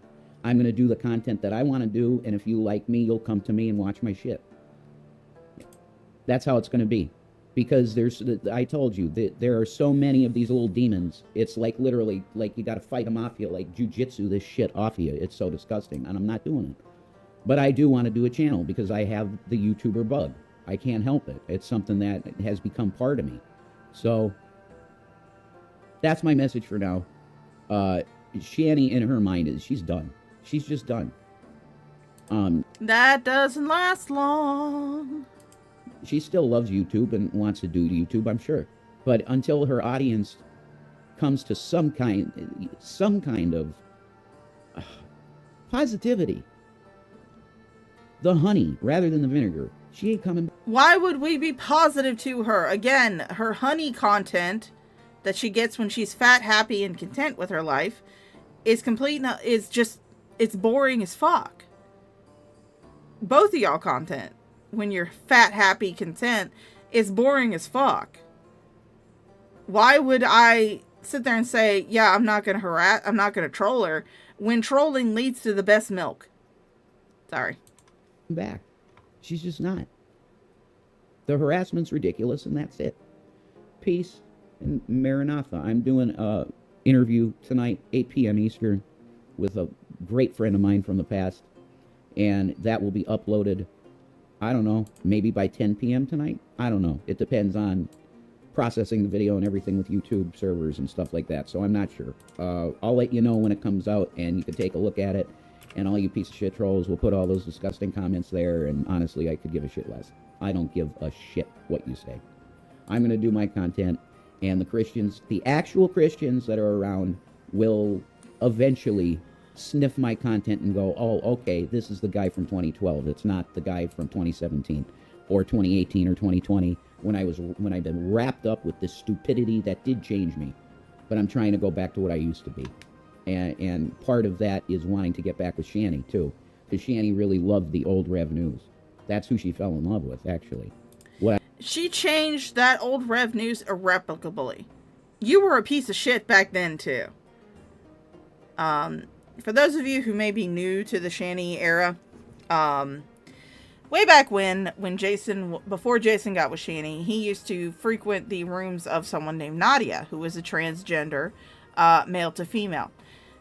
Jason used to get drunk and say the most horrendous fucking shit to this woman.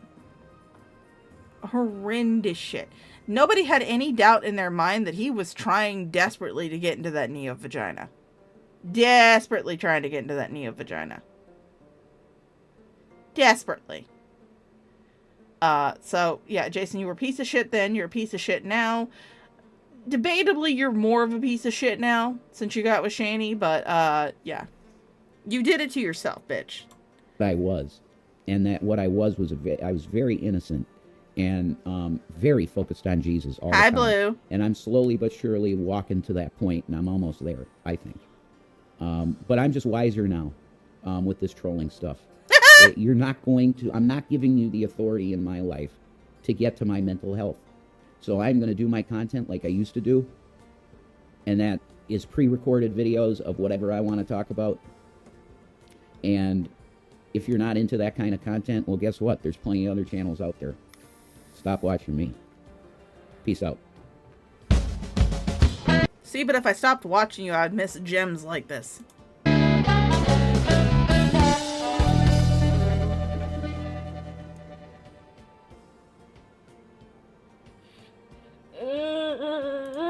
Alright, so this is from the 14th. The video that we just watched was from the 7th. It took Shani an entire fucking week before she made it, before she came back. An entire fucking week before she came back.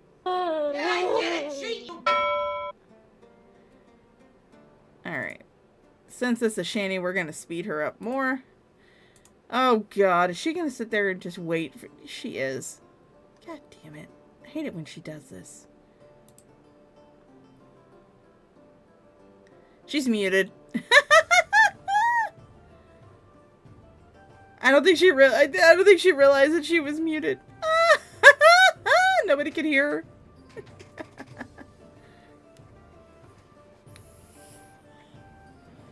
It's not on me, guys. It's on her. Because I got it turned all the way up. There it goes. Are you going to talk now, bitch? Alright. There we go. Finally. What's up, folks? This is a quick live stream, by the way. How's everyone doing? Hi, How's Shani. everyone Welcome doing? back. I see Breezin is in. How you doing? What's up? So, I decided to go and check my comments.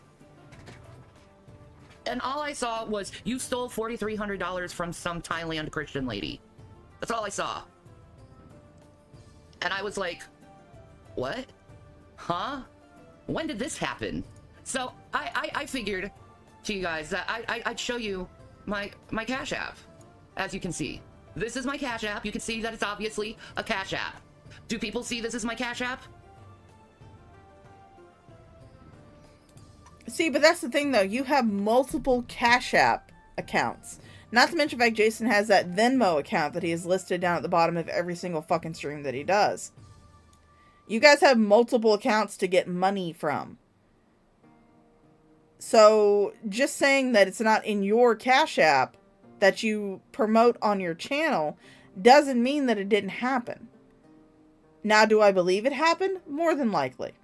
Because Shani and Jason are known for fleecing people, are known for getting money from people that they made believe that they still had the kids in their lives, that they were still taking care of the boys. I can't tell you how many people have come out saying that they gave money to Shani believing that she was still taking care of the children, only to find out later that the children were not involved in her life whatsoever. She was not taking care of them. They were in foster care, and they're still in foster care.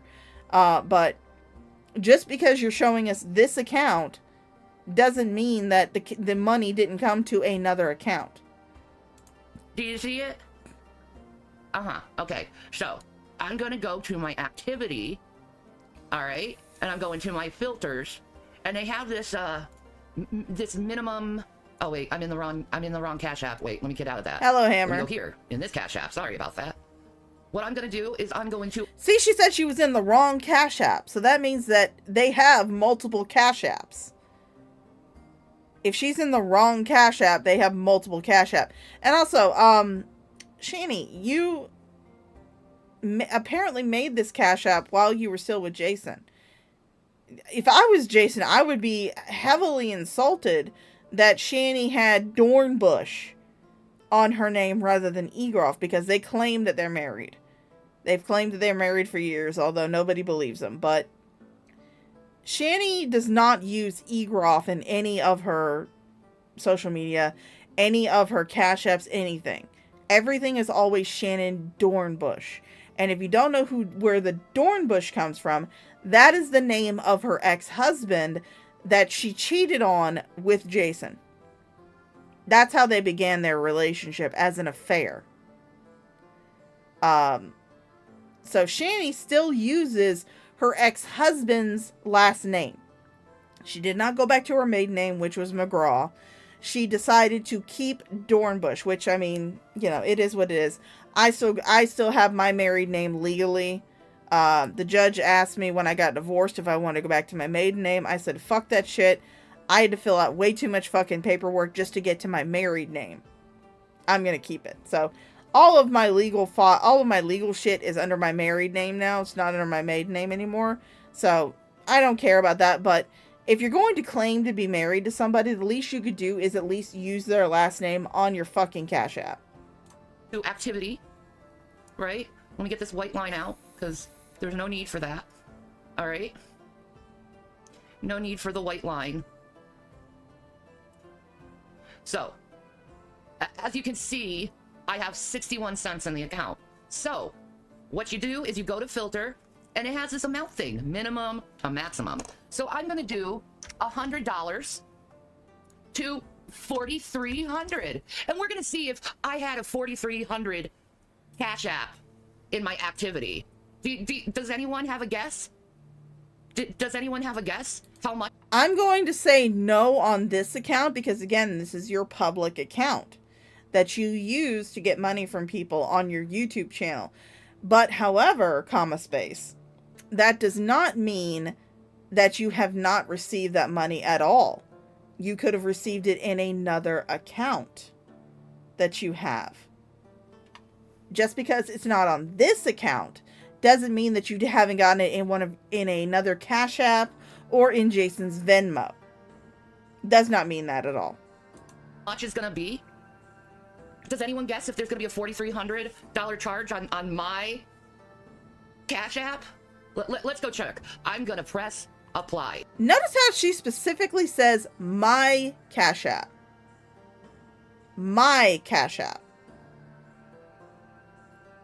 So it's reason to believe that Jason has his own Cash App that he does not use unless he's trying to fleece money off of people in DMs, or that it was put in his Venmo. Jason has not shown his Venmo account or any other Cash App accounts that they might have or they might have used. Shani is showing her Cash App account. She says specifically, my Cash App account. And the reason why people are saying that you fleeced someone out of $4,300, which, like I said, there's really no evidence for it. I have not seen the person who came forward. I have not talked to them. I don't even know if they did come forward. I don't know if this is just something that came out of the blue somewhere. I don't know. But fuck, I lost my train of thought again. It left the station. My train of thought left the station. Fucking just railroaded out. Bye, train of thought. Look at this. We had someone who gave us Cash App, and he gave me $100, and I gave it back to him, and he said thank you. Okay? In April of 2024, when was this supposed to occur? This stealing of money that I did. But I did get 120, 100, and 100 from other people. Oh wait, that's a cash out. That's a cash out. Sorry. I got 100 and 100 on April 26th and April 6th. That's the last time I had anything over $100 was April 26th. Then we have these people doing payment requests, right? We put something on add to PayPal, right? This is Jason's check right here. But anyway, there's no $4,300. In fact, let me do this. Let me just, make sure. I'm gonna put 500 to 4,300. Let's see if I ever got $500 from someone. I got the 666, which people were requesting, obviously. 500, that was requested. And then G-Man of August 22 gave us 508 for the hotel room we were staying at. But that's... So, you are not... So, this proves, without a shadow of a doubt, that G-Man was paying your bills. G-Man pays your bills! all there was in this whole account since I've had it. That's what I've gotten. That's over $500, and for fuck's sake, it comes from that asshole. Are you satisfied? Is that satisfied? Are you satisfied? I do like the fact that Crude, Frank Dadalorian, he he said just had some Chinese and donuts. Oh God, Frank, fuck you. That's funny as fuck. Are you satisfied? Yeah. I think I have, and if you'd like to donate to this account, you can. But if you... However, if you would like to donate to somebody who doesn't need your money, but will appreciate your money, and isn't going to fleece you by saying false shit, and I love how she doxed herself down here too. You wonder how people know where you're at, Shani. Well, you know, it's shit like right down here. But if you would like to donate to somebody who will appreciate your money and will probably use it on bullshit that she probably doesn't need, but is not going to fleece you into saying that you're paying her bills or you're giving food in her belly, you can donate to me. I'm kidding. You guys don't have to donate. I don't care. I appreciate it, but I don't care. You need other proof that I stole $4,300. I'm gonna let you know, and I accidentally doxed myself, but that's okay because I've been doxed so many times from assholes. We might as well do it. No, you've been doxed by yourself, Shani. You got doxed by yourself. You didn't have to tell people that you were staying at Jason's uncle's house. Because then people can use the information they already have on Jason to find out who his uncle is, and they did do that, and find out what houses he owns. That's how people found out where the fuck you were. Because you two went online and were just spouting out about how, yeah, Jason's uncle, he's so sweet. He's letting us stay here at his house. You didn't have to come online and say that, but you did. Because you're fucking idiots. Myself. So, yeah.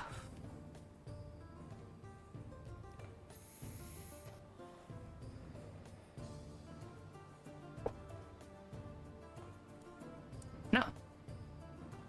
There. This proves absolutely nothing, Shani. It proves absolutely fucking nothing. Again, you can have multiple Cash Apps. I don't. I only have one. But you can have multiple Cash Apps. You can have multiple PayPals. You can have multiple any type of money thing. As long as you have your information connected to it, it'll be able to go to your bank. This just shows that you have not received that money on that specific account. You've had other Cash Apps. They've been taken, some of them have been taken down, but you've had multiple Cash Apps before. Show us the other ones. Show us your other Cash Apps. Because you actually said in the beginning of this video, oh, this is the wrong Cash App. Let me get over to this Cash App. So you clearly have multiple Cash Apps. Why not show us that one that you mistakenly got into before? Show us that one. You won't, because it will probably prove that what this person was, that what everybody's saying is right. So, what other app? I have only this. This is the only place I have money. I get money.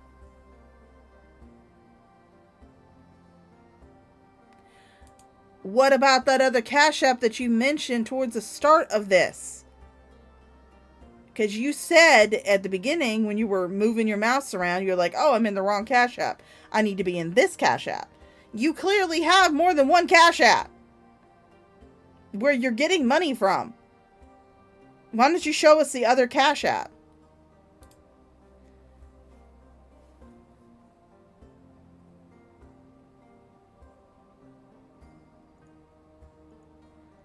What do you want now?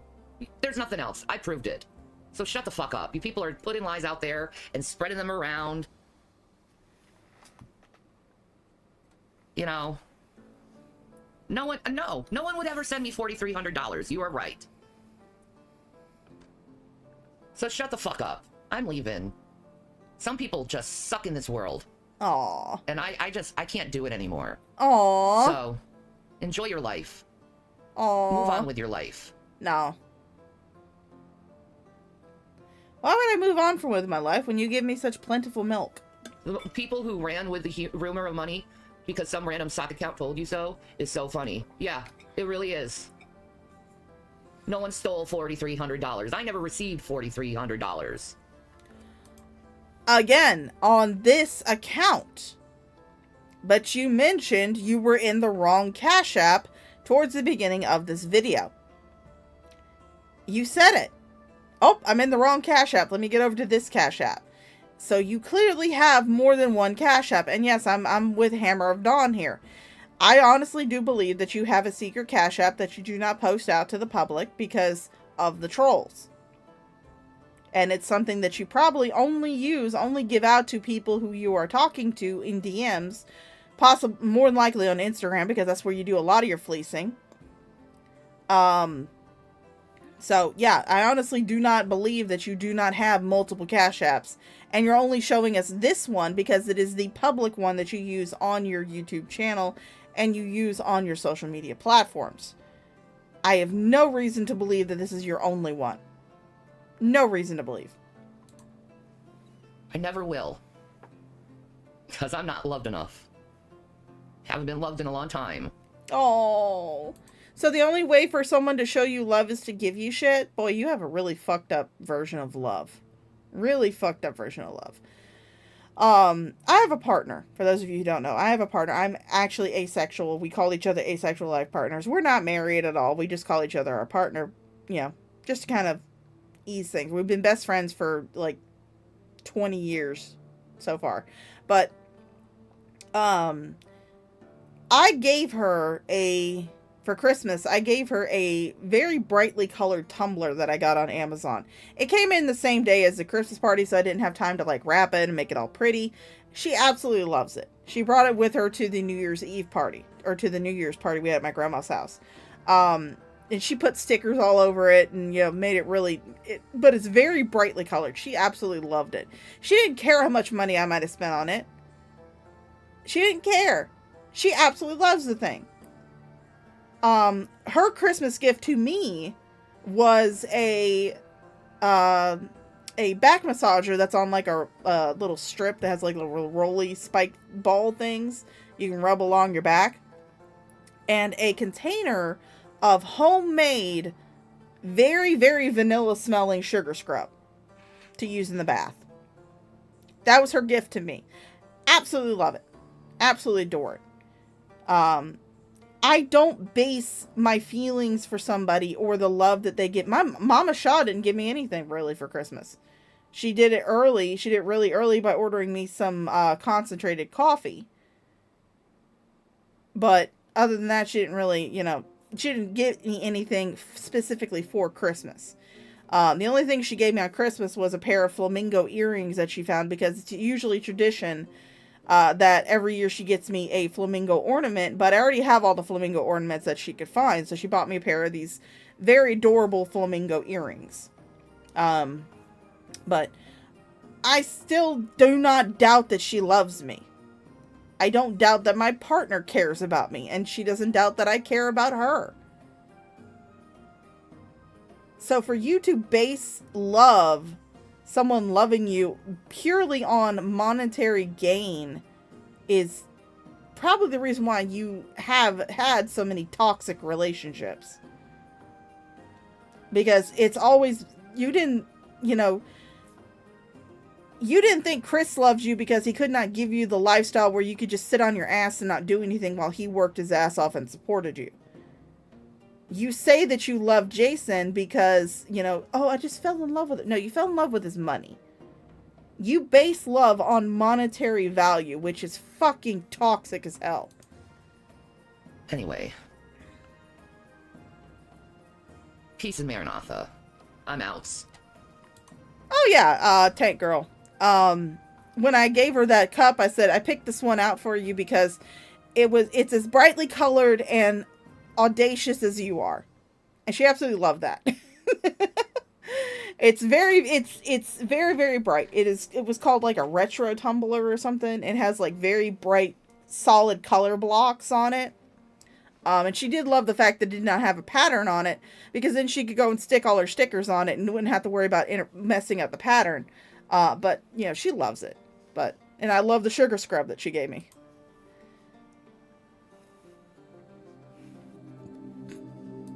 Oh yeah, Tank Girl. Yeah, one year, my grandma absolutely loved this, and she actually wound up using them for several years.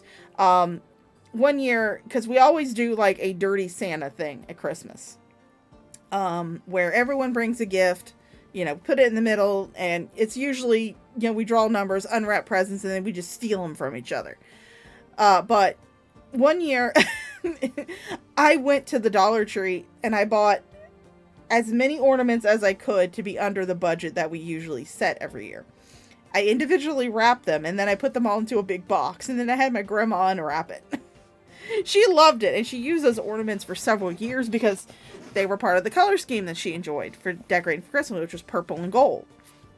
But she loved it, and they were all from the Dollar Tree.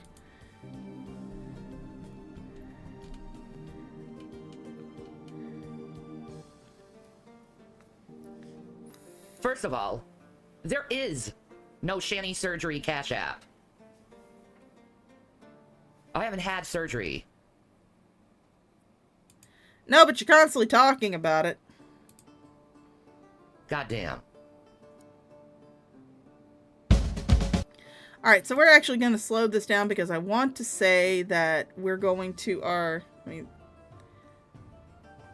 I want to say we're going to our... Yeah, we're going to our Djibouti Dubs break, so...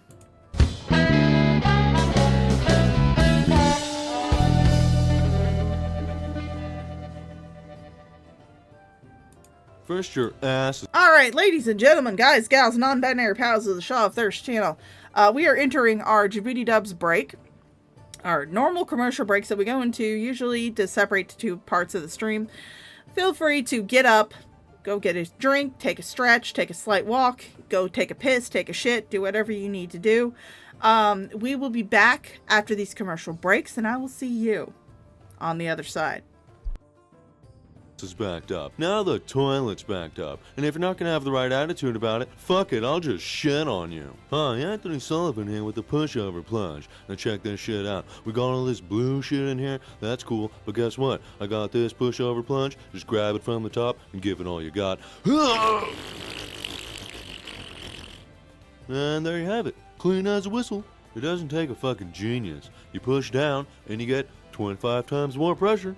The pushover plunge is going to work with any size toilet, any size clog, any size shit. I don't care, it's going down. If you don't do anything, it'll just overflow. And churning the dookie butter doesn't help either. That shit's disgusting. It's time to keep it clean and sanitary, so you never have to touch that shitty water ever again. And it fits in your pocket. Shit anywhere. It's another typical dinner at the Garcia family fiesta. All they did was eat bean burritos, and they clogged that shit up. It's not going anywhere. It's time to use the pushover plunge and get that shit out of there in seconds. Is your toilet backed up and being stubborn just like your girlfriend? Well, no more. Just grab her by the back of the head and... So I've always been self-conscious of using public restrooms, and I always clogged the toilet. But ever since I've been using the pushover plunge, I could bring it with me wherever I need to. I'm gonna need it right now. How many toilets did I break back in my day? Several, but now I have the pushover plunge, so... Who am I kidding? They break anyways. Yes. Pooping's always been a problem for me. Plumbers just can't handle my pipes. But with a pushover plunge, I can poop as hard as I want, and it feels so good. Get ready to start plunging your shit down the toilet for just $10. But I know what you're thinking. You shit twice as much, so I'll double the value. You'll shit everywhere. Upstairs, downstairs, at your friend's house, in and out house. Djibouti Dubs, motherfucker.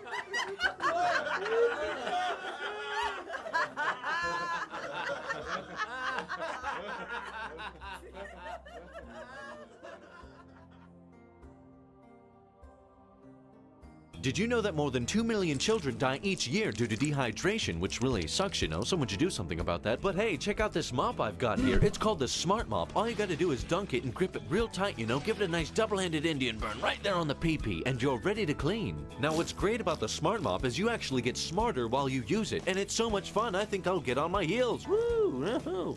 Okay, now that that's all cleaned up, the mop is nice and heavy, so you can put it over your head just like this and get a nice upper body workout. And after your workout, you need a protein shake. Look how much money you're saving. You're so goddamn smart. Dandruff. Blood. Boogers. It does it all. What, are you gonna use that fucking Swiffer Sweeper bullshit? What, are you stupid? No, you're smart. I'm actually too smart for this, so I have the twist handle shoved up my ass right now as I'm mopping this up for you. Not only because it's more of a challenge, but I also don't need to buy toilet paper. There you go. Toss it in with your rainbow blankets. I bet you're on your knees covered in shit right now. And that brawny's gonna make you look stupid. You wanna be smart. No more dreadlocks, no more sponges. And you know what? Fuck brooms. Whoops, I popped a hemorrhoid in the kitchen and I sneezed on the door. Oh shit, there's the hair from my left testicle. Oh no, biker bitches broke in and spilled Pepto-Bismol. And it looks like someone else broke in as well. Djibouti Dubs.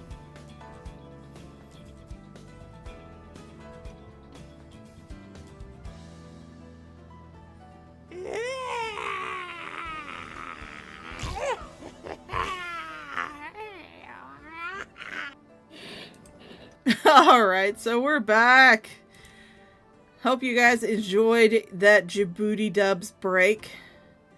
I certainly did. I got up and swapped my coffee out for water. So, because I got, one of the things I got for Christmas in the Dirty Santa was I got one of these Crinkle cups. And they actually have like these little pods that you can stick on the top of them that add flavor to the water while you're drinking it, which is really great because I really need to start drinking more water. Currently I have fruit punch, so it's absolutely delicious, absolutely lovely. But anyway, we're gonna be getting into the second part of the stream, which is where we're gonna get into some really crazy shit. Because we're gonna go into demons, satanic cults, pedophiles, sex trafficking, sex crapicking. I can't pronounce it how Shani does. But we're going to be getting into all that shit today. So I hope you guys are ready because it's going to get... You guys thought it was crazy before. It's going to get really crazy now.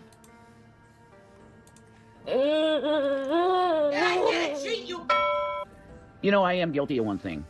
And it's this. Because of my mental illness, I'm extremely reactionary. I apologize for that. I'm going to make videos as the Lord leads me to make videos. I felt like the Lord was leading me to want to do this radio, or like, it's like running a TV station. What I was doing. No, basically what you're doing right now is you are streaming other people's content. Yeah, you did come back at the right time, Syncopated Traveler. Welcome back. Welcome back from the Djibouti Dubs commercial breaks. I do love my Djibouti Dubs. But, Jason, you're just streaming other people's content. You talk about people stealing your content and making commentary over it, like I'm doing now. But you wholesale steal other people's content. Yes, it's not regulated by fair use or anything like that, but you're still doing the same fucking thing you get onto other people about. You are incapable of making your own fucking content. I wish I had the channel link right now, but for those of you who don't know, I actually trolled them a little bit doing a Minecraft channel called Genocide Games. It was so cute. It's spelled Jennaside. But you say it together, it sounds like genocide. But I actually did like edited Minecraft content, and I mean, I'm not the best editor in the world. I suck at editing. I use the most basic fucking editing software, but it's still better than the shit that he's putting out now. You saw the idea I had because you were seeing me fulfill what was in my mind as I was doing it live. To have truth documentaries show you, teach you these things that are in the truth movement. Why don't you just recommend those channels, Jason? Instead of just wholesale stealing their content and their views and whatever, traffic those channels would get. Why are you stealing that? Why don't you just recommend those channels? Instead of just wholesale stealing their content. And that is a screenshot. He looks like a fucking frog. From people that could do it way better than me. And then you could take and do with that information what you want. You can reject it and say it's conspiracy theory and bullshit. Or you could take each issue, which is what I recommended to you when I was on the stream, is to take notes and look this stuff up for yourself to confirm that it's true, because everything that I played you, I guarantee is true. You want to talk about bad medical advice? Are you fucking kidding me? Trump's new Department of Health guy is going to be fucking RFK Jr., who is a anti-vaxxer. But you're gonna fucking flag my channel. Are you guys kidding me? You guys went on an entire screed at one point, I want to say, about the COVID vaccine. Talking about how, you know, it's designed to, like, implant microchips, or, you know, it's the mark of the beast to get the COVID vaccine. You want to talk about being an anti-vaxxer? You guys were going off about the fucking COVID vaccine. Because at the time, that was a trendy thing to talk about. Fucking hell. For putting on a documentary about something that's probably accurate. But the conventional medical system doesn't want you to know about it. So that's what you're going to do. That's how you're going to treat this channel. Well, that's pretty ridiculous. I was playing stuff that was on YouTube. So why does my video get flagged for putting on my live a thing that's on YouTube legally? Fine, no problem. But if I restream it through my channel like this on a TV station style deal, it gets taken down. Because you cocksuckers cannot stop leaving me alone with doing my... Maybe stop stealing other people's content and people wouldn't be upset about it. Jesus fucking Christ. You stealing other people's content and restreaming it onto your channel just so you can up your view count. That's it. That's all it is. It's not because you believe in this shit. It's not because you want to shout out these channels or recommend these channels to your audience. It is purely so that way you can have a long form style of live streaming so you can up your view count. In the hopes of getting this channel monetized. Because the channel that Shani has, Authentically Shani, which obviously both of these channels is both of theirs. Because they're not in separate houses anymore. But never were in separate houses. But that channel lost monetization because you guys didn't fill out the appropriate paperwork for it. You used the monetization system in order to boost Shani's channel into a different algorithm. Because when you get monetized on YouTube, you get boosted into another algorithm on YouTube. I'm currently monetized, so my channel is being pushed into a different algorithm as well. But Shani's, that's the only reason why they did that. Was so that way Shani's channel would be boosted into another algorithm, and they could use that algorithm to try and get people to DM them so they could fleece money off of them. That was the only reason. They weren't getting all the donations, all the memberships, all that super chats shit. All of that is gone now. They're not going to, and I said that before. People were commenting about how, you know, oh my god, people are, you know, getting memberships and super chatting them now. You know, they're monetized. I'm like, they're not going to get any of that money because they're not going to fill out the paperwork. That money all went to YouTube. No, the people who donated did not get their money back, as far as I'm aware of. People who gave super chats and shit did not get their money back. I'm turning on my little space heater because I'm a Floridian and it's cold in this house. 65 degrees. Yeah, I'm a Floridian. It's cold. But they didn't get any of that money. None of it. YouTube got every single super chat, every single membership, all of that shit. They got all of it. Shani and Jason did not see one red cent of it because they did not fill out the paperwork. Because honestly, I don't believe that it was, the whole point was to get money off of a YouTube channel. I honestly do believe that they are now aware of the fact that if they did fill out that paperwork and use their own social security numbers, or any of the other social security numbers that they've used to get alternate channels monetized in the past, that it will ping in YouTube system. That's what happened to the Losers Club. Because they got, you know, over the threshold, they got monetized, they filled out the paperwork, and then it went poof, bye-bye. Hi, Live, how you doing? Thank you for the lemons, darling. Richard Hole, they got demonetized because they did not fill out the paperwork that they needed to. I honestly, I don't believe I filled out the paperwork because, for those of you who don't know, this channel is pretty old. I've had it since, I want to say 2015, 2014, 2015, somewhere in that general area. I was actually monetized before. So my information kind of got grandfathered into AdSense when I reapplied for monetization this time. So I was monetized before when YouTube had a very lower standard for monetization.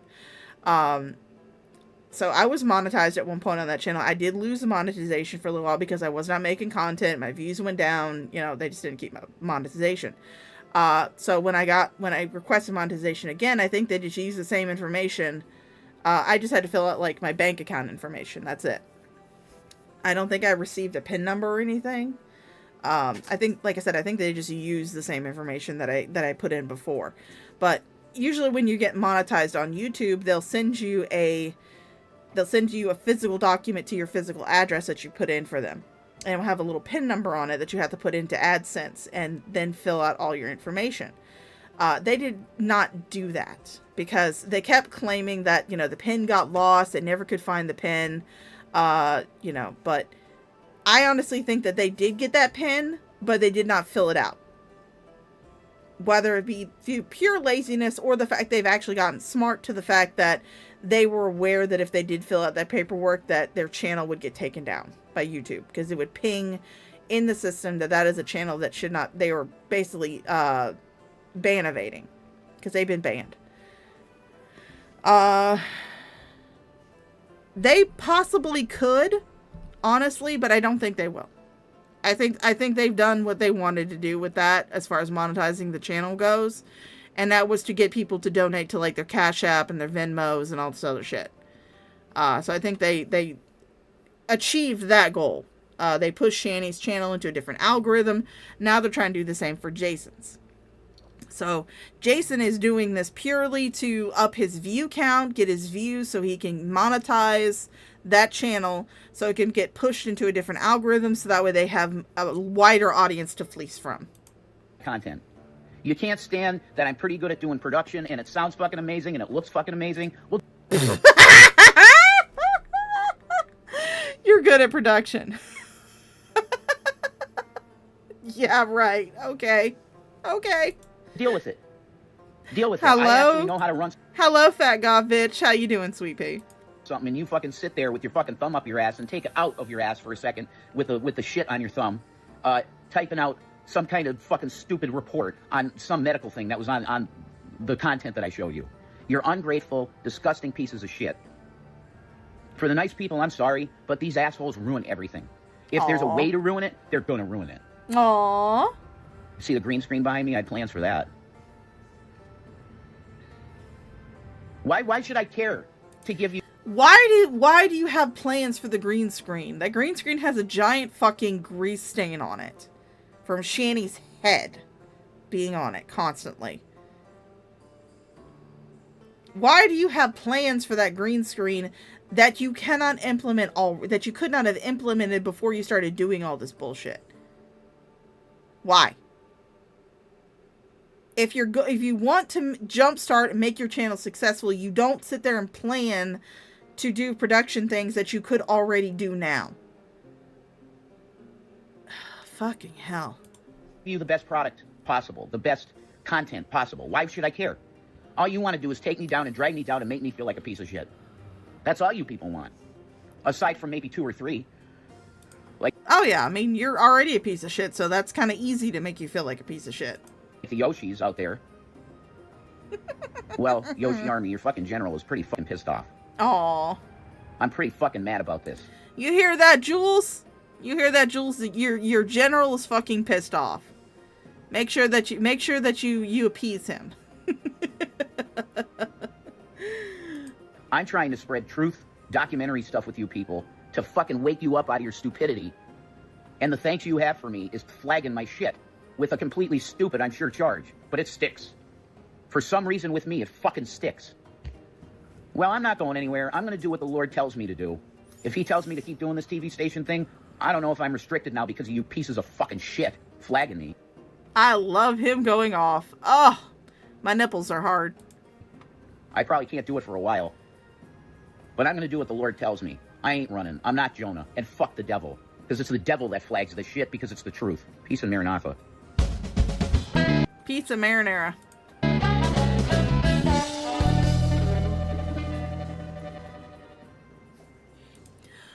All right. So now we're going to be getting into the really crazy shit from Shani. I know you guys have been waiting for it. Here it is. Shani's for the children, just not her own. This is from the 1st. So this is a New Year's Day stream. Yeah, he threw a big tantrum. I'm kind of catching up. I hope they continue doing this crazy ass fucking shit. But, so Shani has now decided to go on a crusade for the children. She wants to protect the children, just not her own. Her own are not her problem anymore. She's moved on from her kids. But now it's time to get into some really fucking crazy shit. So you guys ready? You guys got your pants stapled down to your chairs? You guys all settled? Got your drinks and everything? You might need a shot of liquor for this one. Because this is some crazy ass fucking shit. Shani here. It's been a while since I've made... Shani is in the time of her cycle, and I am stealing this joke from one of the Discords I'm in. Shani's in the time of her cycle where she puts on her best tablecloth, drapes a doily over her head, and decides to deliver us the truth. So tell us, Prophetess Shani, what truth are you going to be delivering to us today? Any videos, because frankly, I'm sick of being harassed by people. But during my time of not being on YouTube, Shani, you didn't even make it a month of not being on YouTube. You didn't make it a fucking month. Because the video that we watched of you screaming about that money was the 14th of December. So you made it maybe 2 weeks before you were back on YouTube doing this shit. The hell you talk? I was off longer than you. I was off fucking longer than you. What the hell are you talking about? Let's go. I have been... Right now in Tallahassee, it's 64 degrees Fahrenheit with mostly sunny skies. Today's forecast has lots of sun, with a high of 66 degrees and a low of 34 degrees. Oh, thank you, Alexa. I have a routine on my Alexa that reminds me when I need to go back in for my afternoon shift at work. But obviously I'm off today, so I don't need it. I'm gonna have to... I'm not sure how to help you with that. But, okay, so I'm going to have to Irish up my coffee. Yes, Irish up your coffee. But no, I will not. I'll take a shot of water. The black doily is slimming.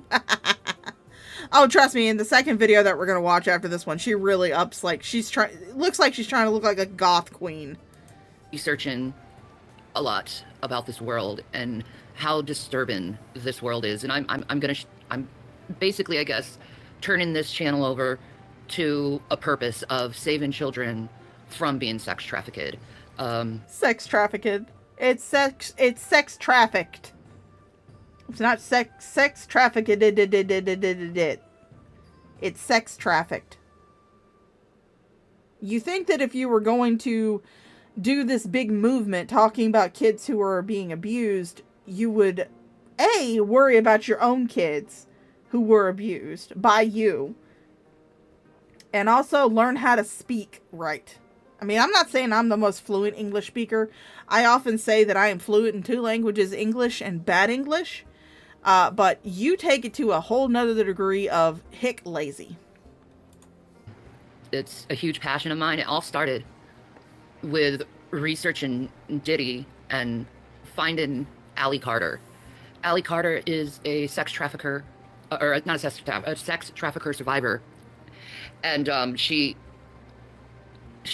been trafficked since a child, and somehow by the grace of God, and I do believe it's from the grace of God, she has ultimately shown me what I'm meant to do in life, and that's to just put awareness out there.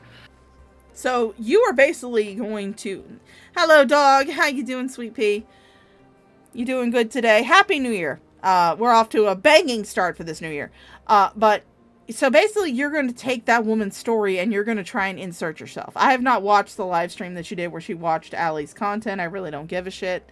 Sounds like it's boring as fuck, because if I want to watch Allie's content, I'll just go watch it from Allie herself, not from Shani. But you guys know Shani. She's going to take anybody's story and make it about herself. Because Shani has to be the center of attention. She's on here trying to say, you know, oh, this is for the children. I'm trying to protect the children. No, bitch, this is about yourself. That's the only thing you care about. That's it. You saw that the content you were doing before, the quote-unquote content you were doing before, nobody was watching. It was boring. Nobody cared. So now you're going to move on to this sensationalized bullshit that is currently the topic of discussion. And now I will go on record saying that sex trafficking is terrible. It's still something that happens to this day. People keep saying that, you know, slavery was abolished. No, it wasn't. Slavery is still alive and kicking. It's just gone underground. It's a terrible thing to abuse a child. It's a terrible thing to do anything to a kid besides give them all the love and attention and validation and encouragement that they could possibly want in life. But another thing I would like to point out is that now you can see that Shani's not even trying to hide that she's still in the uncle's house anymore. The cardboard has disappeared. Those are the same fucking curtains that she was streaming in front of while they were doing their streams together. So she's not even trying to hide that she's sitting on the couch in the uncle's house. Thank you, Shani, for finally just ditching the whole facade of you and Jason not being in the same house. We really appreciate it. About all the missing children who are being enslaved by elitists, your police officers, your teachers, your lawyers. A bunch of people in society are into this stuff. And I didn't realize how bad it was until I started researching it. And I wasn't researching it for fame or because it was trendy. I researched... Bullshit. That's the only reason you ever get involved in anything. Is because it's trendy and it's something that you can talk about that will bring viewers, that you think will bring viewers to your channel. But again, much like Jason, much like I pointed out with Jason, you're not the only channel that people can get this content from. If there's someone who's wanting to actually watch this content and learn about this content, they're not going to come to some fat ass bitch with no teeth covering her greasy hair in a tablecloth spewing her bullshit. They're going to go and watch these well put together, well documented, well narrated and edited videos and live streams that people are going to be doing on this topic. They're not going to come to you, Shani. The only reason people come to you is for the train wreck. I researched it because I significantly cared. I'm a sex abuse survivor. And I remember in college, they asked if you had the money, what kind of governmental program would you put out there to put on billboards and stuff. And for those of you who are unaware, Shani did not go to college. She didn't even graduate high school. And it was for rape survivors. Start an organization for women who survived rape. Yeah, that's called RAIN. That's called RAIN. There are lots of organizations out there for rape survivors and to support women who have been raped in their life. There are plenty of organizations. I mean, if you really want to start something that doesn't really have any type of support to it, try starting up programs for men who are victims of rape and domestic violence. You could start with your own boyfriend. Start with him. You could start up an organization to help men who have been domestically abused, who have been raped, who have suffered child abuse in their life. You can start up organizations for them. That's something that doesn't have a lot of support to it. You can go and Google tons of domestic abuse sites and support groups, and they cater to women, mostly. And that's one of the reasons why I was so pumped about the Johnny Depp case, was because that case brought awareness and light to the fact that men can also be victims of domestic violence. It doesn't have to just be women. So you can start something like that. But no, you're gonna go with what's trendy. You're gonna go with what's popping, what you feel is gonna bring viewers to your channel. Now, on the other hand, it's gotten so bad in our culture that it's evolved from going to grown adults, the sex trafficking, to children. Shani, I hate to tell you that, but it's not a progression. unfortunately, the cold hard reality is children have been sex trafficked for years. It's not something that has just come up, just started recently. It's not something that progressed from sex trafficking women. It's something that's always been going on. I mean, look at the Middle East and their child brides. Now, I'm saying everybody from the Middle East is a child bride? No. I'm just saying that's something that does happen in those cultures. Sex trafficking is not something that is ever really thought about age or even really gender. There are men who have been sex trafficked.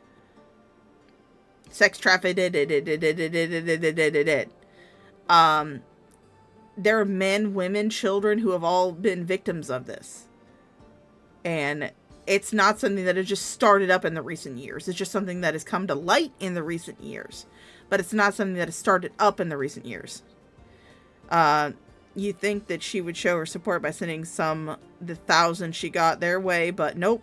She only started researching after that money was gone. What a coincidence. Yeah, no, it's a coincidence. Yeah, what a coincidence. In the U.S., we still have child brides. It happens more in poorer states, but still happens. Yeah, I'm not saying it's something that happens just in the Middle East. It is something that happens all over the world. But in those cultures in the Middle East, that is part of their culture. That is part of their legal code. It is illegal in the United States to do something like that, but in those type of countries that live by that legal code, it is perfectly fine to marry someone who's like 12 years old. Some of those countries live by the creed, if it bleeds, it breeds. So, not saying it happens just there, but it's something that, is more prolific in those countries. Not saying, obviously not saying, every Middle Eastern person needs to be beat for that, because a lot of them don't have anything. Yeah, different cultures, different laws. Yeah. But it's just something that happens in those cultures that is not taken care of. Yeah. She uses the word research still angers me. Yeah, she probably just watched some videos on YouTube and looked it up on Wikipedia. And what I've learned, it's been like this for a very long time, decades of this happening to children. Like, did you know there's children who purposely are bred just to be abused? Like they're some kind of commodity? Like they're just a toy? Well, I mean, that's kind of what you did with your kids. Maybe not sex trafficking, but that is kind of what you did with your kids. You basically had them so you could get money off of people. So you could get the sympathy and the donations from being a poor single mom, taking care of 2 young boys. And once those boys weren't as young anymore, all of a sudden they're no use to you, so you let them go foster care. You gave them up to the state. Once they outlived their usefulness and the amount of donations you could get off of having 2 young boys as a struggling single mother. Once that narrative played out, they were no use to you. Boy for fucked up people. Did you know that?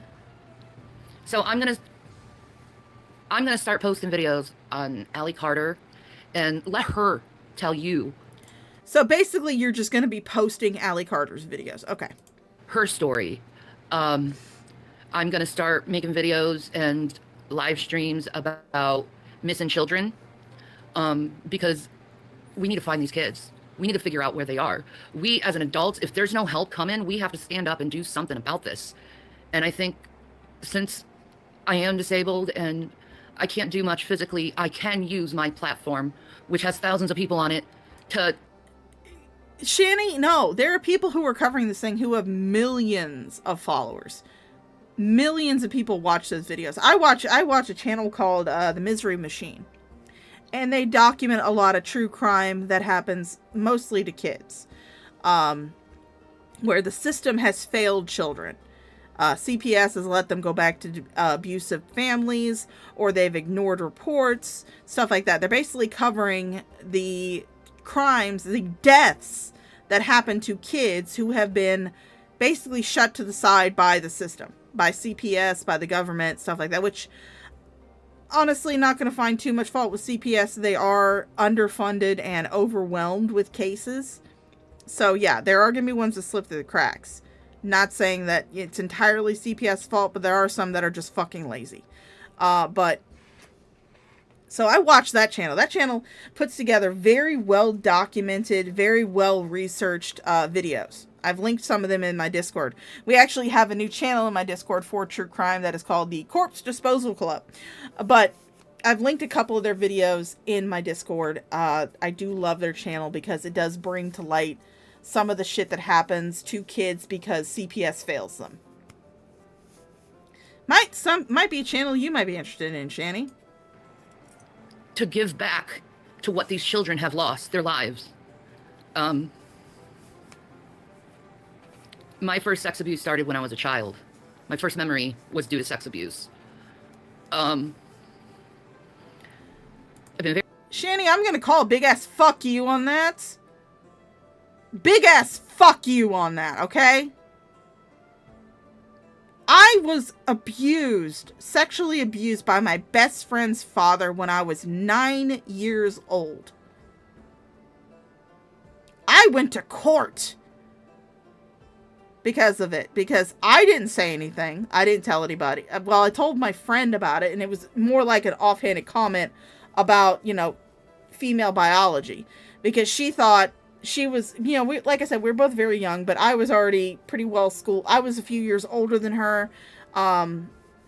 So I already knew a little bit about the birds and the bees, and as far as, you know, menstruation and stuff. But she was trying to say that the only reason that women menstruate is if they've had sex. And I was telling her, no, it's something that happens even if you don't have sex. And it's not something that is caused by sexual touching. Obviously, I didn't use those words because, like I said, I was fucking 9. But I had made an offhand comment that, you know, her dad had touched me, you know, had sexually touched me, but I had not started my period. And she told her mom that I said that, and that wound up, you know, being reported to CPS, wound up being reported to the police. The guy did wind up being arrested. He did go to trial. He did go to jail. He was found guilty. As far as I'm aware of, he has to be on the sex offender registry for the rest of his life. That's why I don't mention his name. I could mention his name if I wanted to. I don't mention his name because I feel as though he has paid his debt for at least for that he did against me. You know, because he went to jail, he's on the sex offender registry, everything like that. But I went through that shit when I was 9 years old. So I'm going to call big ass fucking bullshit on this, Shani. Big ass fucking bullshit.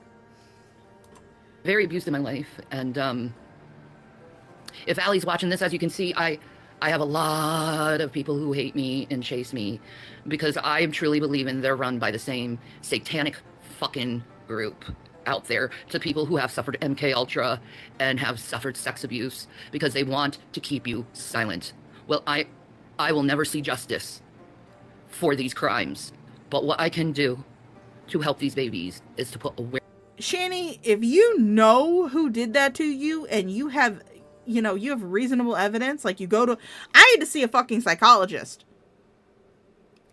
During the investigation, I had to see a doctor, I had to see a psychologist, I had to see all these people to make sure that I was not fabricating this evidence, to make sure I was not fabricating my story, to make sure that I was telling the truth.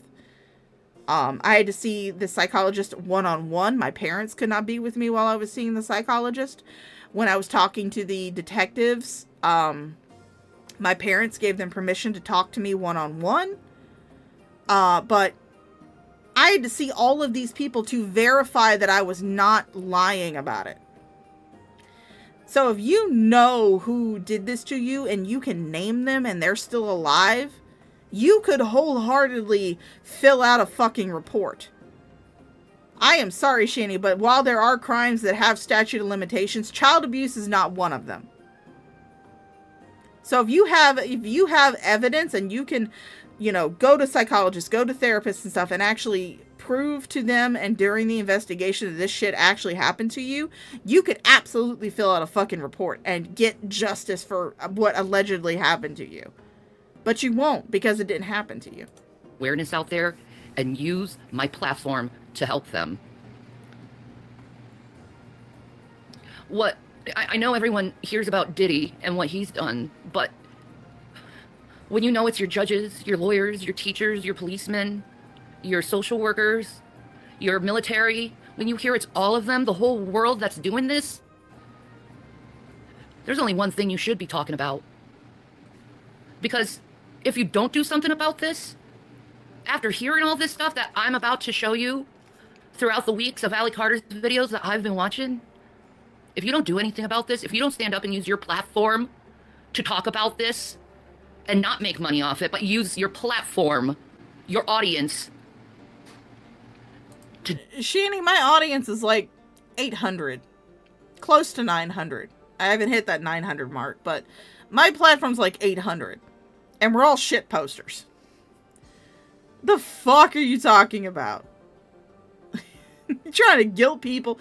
Oh my god, she's trying to guilt people into not talking about her anymore. That's what she's doing right here. She's trying to guilt people into not talking about her specifically anymore.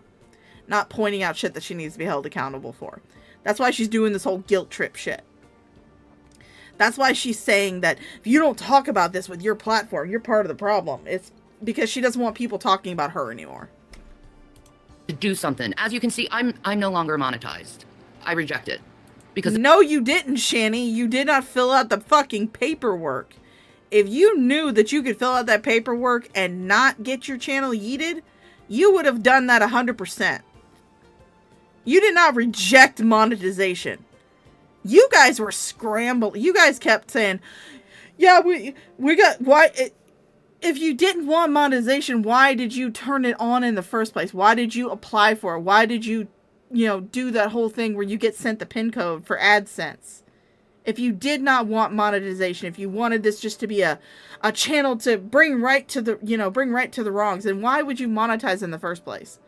You did not turn off your monetization. YouTube turned off your monetization because if you do not fill out that paperwork within a certain amount of time, they're going to turn it off. You won't be monetized anymore.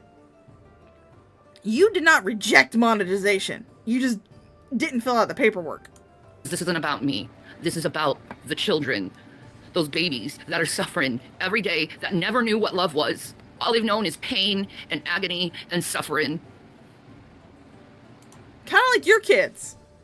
Kind of like your kids. All they have known all their entire life until they got with that foster home, till they got put in foster care, was pain, agony, and suffering from both you and your baby carrot boyfriend. You have drugged those kids around so many different places. You drugged them. You could have, if you were like, I can't take care of my kids anymore, I have no doubt that your parents would have taken those boys on. But no, you had to keep them because that way you could guilt people into giving you money by being a poor, single, struggling mom. And let's not forget that you drug your kids across multiple states to go from Minnesota to Pennsylvania to arrive on the doorstep of a man who had serious alcohol and anger issues. You did that to your kids. The only thing your kids have ever known in their life is pain, agony, and suffering. So instead of pointing out things about happening to other children, why don't you worry about your fucking kids first? You know, a long time ago I set up my YouTube channel because I wanted to be loved. I never really was loved. No one really gave a damn about my life or who I was or what I went through and the sensitivities that come from it and the mental illness that comes from it. Nobody fucking cares. Instead, they say it's not true. You're making it up. You're a liar. Ali Carter's gone through the same thing. Being told she's lying about something she personally went through. And to know... See, Shani, that's because whenever you tell these stories, a lot of times you're taking the stories from other people. Honestly, I would not be surprised if eventually she finds my channel and then my sex abuse story winds up being incorporated in her life. I would not be surprised if she starts telling a story about how she was molested as a child, 9 years old, went to court, the guy got it, talked to her friend about it, it wound up getting reported, and she had to go through this whole process of going to court. I would not be surprised if that actually happened. But Shani doesn't know my channel, so She doesn't know it exists, which is perfectly fine for me. But it would be, I wouldn't find it insulting. I would find it amusing. I would not be insulted at all if she wound up taking my sex abuse story and putting it into her life. I would just find it pathetic and oddly amusing. I'd probably sit there and go, hey, Shani watches my channel. Nice. So that's the issue. People have pointed out where you have taken their abuse stories and incorporated it into your own life. Where you have taken those abuse stories, maybe changed a few little details here and there, but essentially it's the same abuse story, but it's now in part of your past. One of the more famous ones that most people know about is she took a abuse story that David Anthony had told about how his mom used to break his arm. Or his mom broke his arm or something intentionally to punish him. She took that story and she kind of warped it around to where she then started saying that her mom would not break her arm, but she would pop the shoulder out of the joint as a punishment. And then when people would come over to the house, she'd pop the shoulder back in so that way people wouldn't know about it. Not understanding that having that kind of repetitive damage done to your shoulder at such a young age would lead to severe deformities in your arm. You wouldn't be able to use your shoulder. Your shoulder would constantly be popping out of joint because it would damage the tendons and the muscles that hold your shoulder into place. So. No, there's thousands, hundreds of thousands of children out there missing, and knowing that they take these babies and they scare them to the point where they have complete fear, and they drain them of their blood for adrenochrome, and then they use their bodies for organ donations or eating them. Fucking hell, Tank Girl. I read that comment about the meat popsicle. I heard it in Bruce Willis's voice. Are you human? Negative. I am a meat popsicle. For their satanic rituals. Anyone who hears all this stuff that I'm about to post and don't focus on the children, I know you are complacent in it. You want to talk about all these fucking adults of how they are in their life, but you never focus on what truly is the most despicable thing out there. And that's hurting the babies. You hurt your babies! Fucking hell. You hurt your babies. You abandoned your children to CPS for baby carrot dick and drugs. There is no other story that I will believe.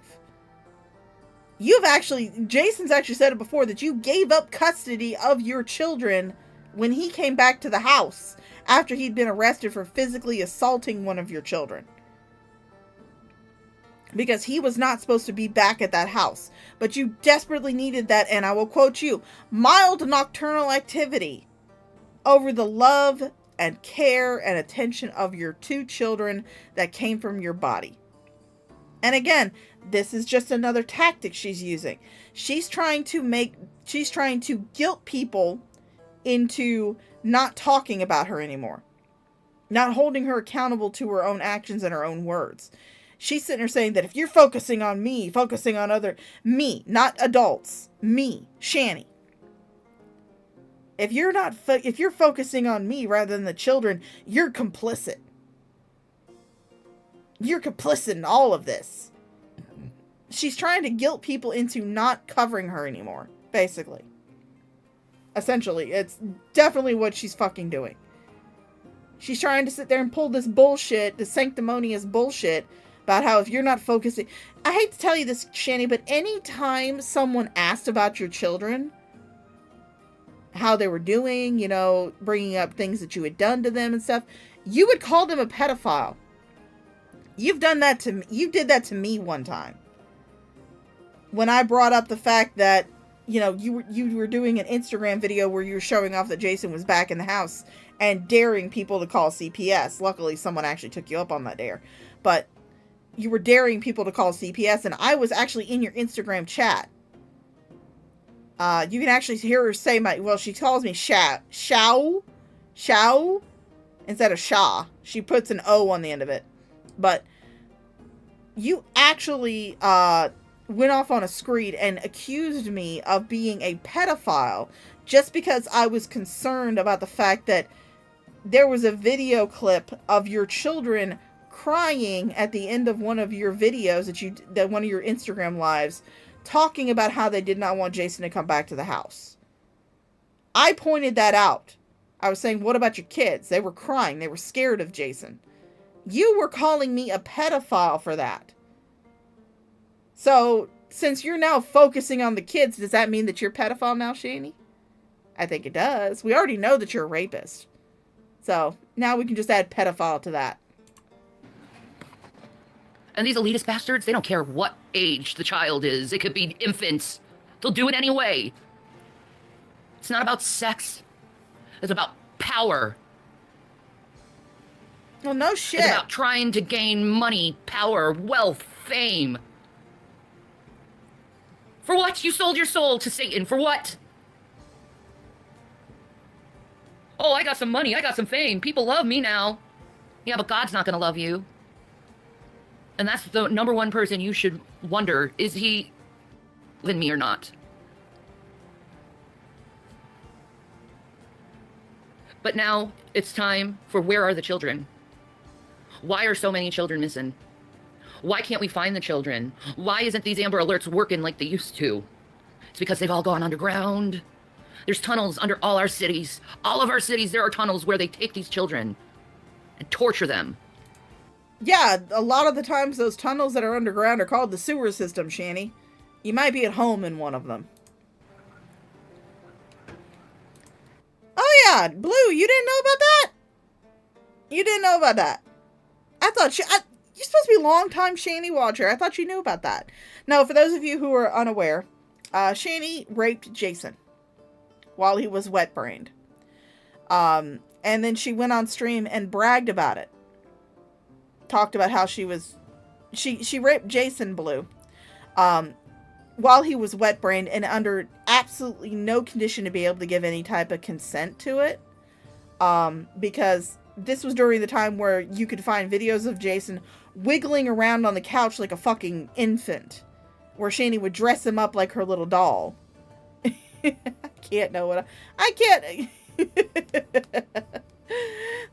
Oh, hey, Slipknotty. Thanks for sneaking in there, buddy. But no, Shani raped Jason. He was wet-brained at the time, and there was no way he could have made any type of informed consent. And then Shani went onto a stream. I can't remember exactly where it is. So, like, with everything that I say, take it with a grain of salt, unless you actually find video evidence of it. Shani went on a stream and was talking about how she was fucking Jason. Someone pointed out that he was so severely wet-brained that he could not give consent. And Shani's excuse was, well, he got hard. I hate to tell you this, Shani, but a man getting hard is not consent to sex. Men get hard when they wake up in the fucking morning. It's called morning wood. That does not mean that they consent having your fat ass ride them. And I am surprised that Jason did not suffer from severe pelvic damage from you riding him in his wet brain state. A man getting hard, just like a woman getting wet, is not consent to have sex. That shit happens biologically for no reason. It can happen for no reason whatsoever. The wind could blow in a weird direction. There's actually a popular song called I Jizzed in My Pants that talks about a guy who's constantly jizzing in his pants from the weirdest fucking shit. It's a biological reaction to things, but it does not give you the right to actually fuck somebody. They don't care about your sex. They don't care about your age. They don't care about anything but their power and their goal to reach, which is allegiance to that freaking Baphomet. Ah, there goes Shani with those crooked ass fucking glasses. So, I'm gonna do this. I'm going to post an Ally Carter video of what made her famous, because it's very hard to find that on YouTube. I'm going to make sure I make a copy of it to keep it on my computer, to have it on at all times, so the government won't be able to take it off the platforms. I'll repost it. I don't care. Too many abusive people in this world. Alright, see you later, Syncopated Traveler. Oh, Slipknotty, yeah. You got a Switch? I got a Switch Lite. I barely play it. I'm a PC gamer. That's mostly what I do. I take my Switch with me occasionally if I get bored at work or something. If I'm between runs at work for waiting for a customer. But world and not enough love. So I'm doing the Alice Carter Challenge, is focus on the children for a year. And I suggest, actually... How long is this going to last? I don't think it's going to last that long. It'll last until it stops being trendy. And then she'll move on to something else. Or somebody will say something to her, and she'll start going off on a screed about that. I don't think she's going to focus on the children for an entire fucking year. The first video is going to be Ali Carter, her challenge for 2025. I'll post that first. No, you won't post it. What you'll do is you'll restream it and steal someone else's content as your own. Which is what you and Jason are doing, and have been doing for a while. You've been taking other people's documentaries that they have done, or other content that they have done, and you have been restreaming it onto your channel, so that way you can take views from those people. For yourself. This is not about advocating for the kids or anything like that. This is about making money for you. That's all it is. You're trying to jump on some kind of bandwagon that's currently trendy and popular, talking about this, and it's something that is sensational enough that you're hoping it'll bring views to your channel. And I honestly have not watched, like I said, all of these videos that I'm getting are coming from Graveyard Flowers. That's really the only way that I'm watching this. And trust me, if you don't do this, you're complacent. And you're not helping in finding these kids and bringing them back to humanity where they can be loved and cherished like they deserve. What about your kids? What about your fucking kids, Shanny? What about your kids? Shouldn't they be loved and cherished by their mother and not by a foster mother? Where was all this fire and you know, think about the children, protect the children? Where was all of this when you had your kids? It's because you don't give two shits about children. You don't care. They are a means to an end for you. They are a means for you to bring traffic to your channel so you can hopefully start getting donations from people. That's all it is. That's all that it is. Peace and Maranatha. Pizza marinara.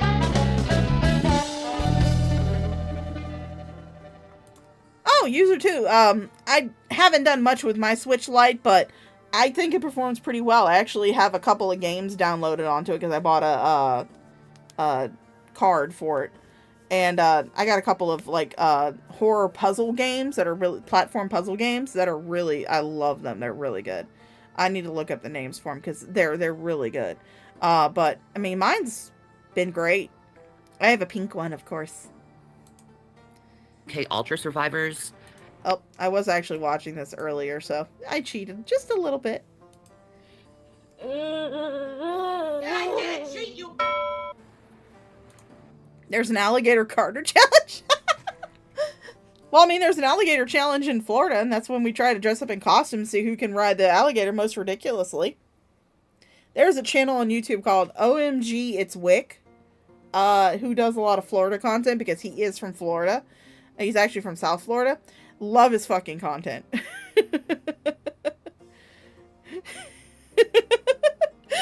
look, we have alligator challenges down here. Yeah, I mean, I've never had any issues with, like, you know, buffering or loading or anything, even when I'm not on, you know, even when I'm not on Wi-Fi. Never had any issues with it, so you might consider getting one. It's very portable, much more portable than the regular Switch, and I got that because I don't actually have a TV at my house. Sorry, I'm adjusting my chair. Me and Mama Shaw don't have TV. We don't watch a lot of TV. We tend to watch a lot of our content on, a lot of our entertainment comes from YouTube, honestly. But, so I don't have a TV. So Switch Lite works great for me because it does, you know, you don't have to have a TV to play on it.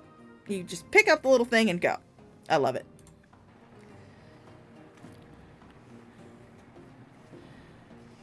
as you can see, Shani is embodying the full goth queen era now. She's decided to start trying to pretty up her pig face by putting on some dark ass lipstick, wearing a black top with her finest black doily on her head again.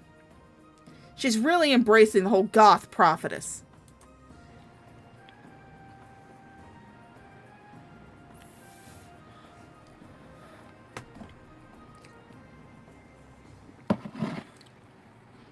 And I love how she's supposedly doing these to bring awareness and to bring, you know, awareness to this shit.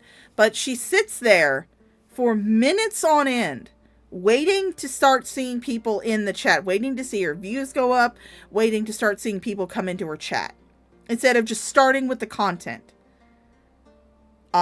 Yes, I know that sometimes when I start my streams, there is like a stream starting soon screen that I use. Usually I'm playing music over it, like I'm playing music in the background now. But I don't sit there and wait for people to start coming in. Usually when that stream is starting soon screen is up, it's usually because I'm sharing the link to the video in various Discords that I'm in. I don't sit there and wait for people to start chatting in my chat before I actually start playing the videos. There have been plenty of times where nobody's chatting in my chat. Nobody's watching it, and I'll go ahead and just start the stream. I'll start, like, usually with my Fat Photog opening videos. But Shani can't be bothered to do that. So she sits there and she stares at the fucking camera until she starts seeing people popping up in her chat. And it's fucking ridiculous. So, a lot of survivors out there with abuse, sex trafficking, things like that in that nature. When they start speaking out, when they start trying to present the truth and talk about the things they've gone through, what I've noticed and what I've gone through myself is they end up being attacked by people. They end up being doubted by people. And why wouldn't somebody doubt you, Shani? You have lied so many times. And there are documented instances of people lying about sex abuse, whether it be, from childhood or it, be from, getting raped as an adult, that they're just doing it to be malicious. Case in point, I'm going to use an example from my real life again. Several years ago, I was called in for jury duty.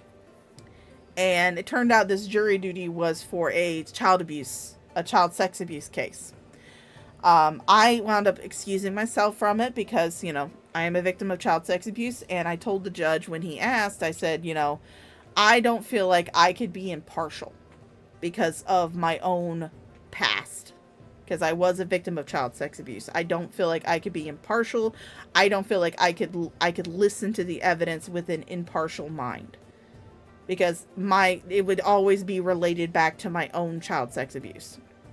But it turns out that a friend of mine actually knew the guy who was being accused. And it turns out that the parents of the child had coached the child to say this because they did not like the fact that the accused was gay. So they decided to coach their child into accusing this guy of sexually abusing him just because the parents didn't like the fact that he was gay. Luckily, the case was dismissed. Full bars. Nothing happened to the poor kid. I feel bad because the accused was like 19 years old at the time of this trial. So, he was still pretty much a kid himself. He's like 18, 19 years old. He was still pretty much a kid himself. But luckily, obviously that is going to be extremely traumatic for him, being accused of something like that, knowing that you didn't do it. So you cannot be surprised when there are cases like that actually have happened, that people are going to, that whenever someone comes out on social media and starts accusing people of doing all this shit without any type of police reports, without any type of evidence or anything like that, you cannot be surprised that there are going to be people who are going to sit there and go, I'm going to doubt this. I doubt a lot of things until I actually see a court case and I actually see the fucking evidence and I see the police reports. There's a lot of shit that I fucking doubt until I see fucking evidence. And that's because I have instances where shit like that has happened. Not to me personally, but to things that I've been involved in my real life. I am very much give me fucking evidence type of person. And you yourself personally have lied so much, contradicted yourself so much. There's been so much evidence of you fucking lying. I mean, hell, Mr. Snowflake has a 7-part series of the lies of Amberlynn Reed. That would be doubled if he did that for you. That would be fucking doubled if he did that shit for you. Because you have lied so fucking much. And you've been caught in those lies so fucking much by your own words. Because you will contradict yourself within the same fucking stream. Within 15 minutes of something, you say something, you will contradict yourself within 15 minutes in the same goddamn stream. So you cannot be surprised if people doubt what you tell them. Because you've lied so fucking much. End up getting these smear campaigns on them for just speaking out about their abuse. And what it is it's meant to trigger their MK Ultra MK, what the fuck ever. Another thing that bothers me about this visual right here is not just the fact that it looks like, makeup on a pig. It's the fact that Shani decided that for this very serious topic, she would pretty herself, try to, emphasis on the try to, pretty herself up to talk about it. Okay. programming to get them to stop. Now, those who are MK Ultra survivors, and they know they're being discredited, and they know that there's certain code words and certain things being done to trigger the MK Ultra trigger switch, I guess you could say. I think the word that you're looking for is programming. Now, MK Ultra was a thing that happened. The United States was researching mind control, and they were using like citizens who didn't realize they were being mind controlled. But that allegedly ended in like the 1970s. So, yeah, okay. Keep going, Shani. To silence the person who's trying to speak out over the things they have gone through due to their trafficking, their MK Ultra training. And when you acknowledge that, when you see that, you can certainly see the villains from, you know, the actual victims. I know people right now are doing the, here, kitty, kitty. Yeah, I agree with that. Here, kitty, kitty. Oh, someone's adding shit to her Cash App. I've Oh my god, fat goth bitch. She MK'd Jason's Ultra. Fuck yeah, she did. Fucking hell. noticed in the situation dealing with Allie Carter and the victims that try to speak out over the things they've gone through. There's certain people who claim they were a victim, but really was a participant of the evil, the pedophilia, the sexual abuse. Who are you to deny somebody else's story, Shani? You constantly sit there and say that people shouldn't deny your story, shouldn't deny your experience. Who are you to pass judgment on other people if they come forward? Because you claim that they're part of it. They were just part of it. Who are you to say that? What's your expertise to say shit like that? I mean, I have years and years and years of you lying your fucking ass off and being caught in those lies to fall back on. But you don't. You don't. Who are you to sit there and say that somebody's story isn't as accurate as what you claim yours is? Which is not fucking accurate. So who are you to say that? Abuse. And they try to put the person back into the state of feeling defeated, because that's the point of MK Ultra, is you feel defeated, so you're easily manipulated and controlled. And you can easily notice it once you have the tools, once you have the knowledge of what MK Ultra is and what it can do to someone. Now, I've been researching MK Ultra probably since I say like around 2004 is when I started taking an interest in it, when I started noticing it. I know my dad always talked about stuff like that because he's military, which, you know. Your dad was not a member of the military, Shanny. Look at that duper's grin. Your dad was not actually part of the military. He was a contractor who was contracted to work on some of the military bases. He was not actually in the military. He was a civilian contractor.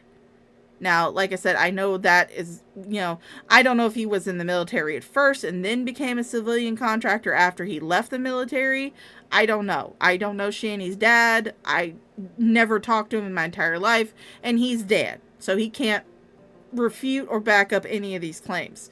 But the last that I personally heard was that your dad, Shanny's dad, was a civilian contractor who worked on some of the military bases. You're not a military brat, Shanny. You know what they can do with that? A lot of military professionals choose one child to MK Ultra and do unspeakable things to easily control them. Okay, Shanny, again, I'm going to say fuck you. Because you are again dragging your parents' corpses through the mud. You are now insinuating that your dad ritualistically abused you in order to put you under some kind of mind control. This is why your siblings do not talk to you.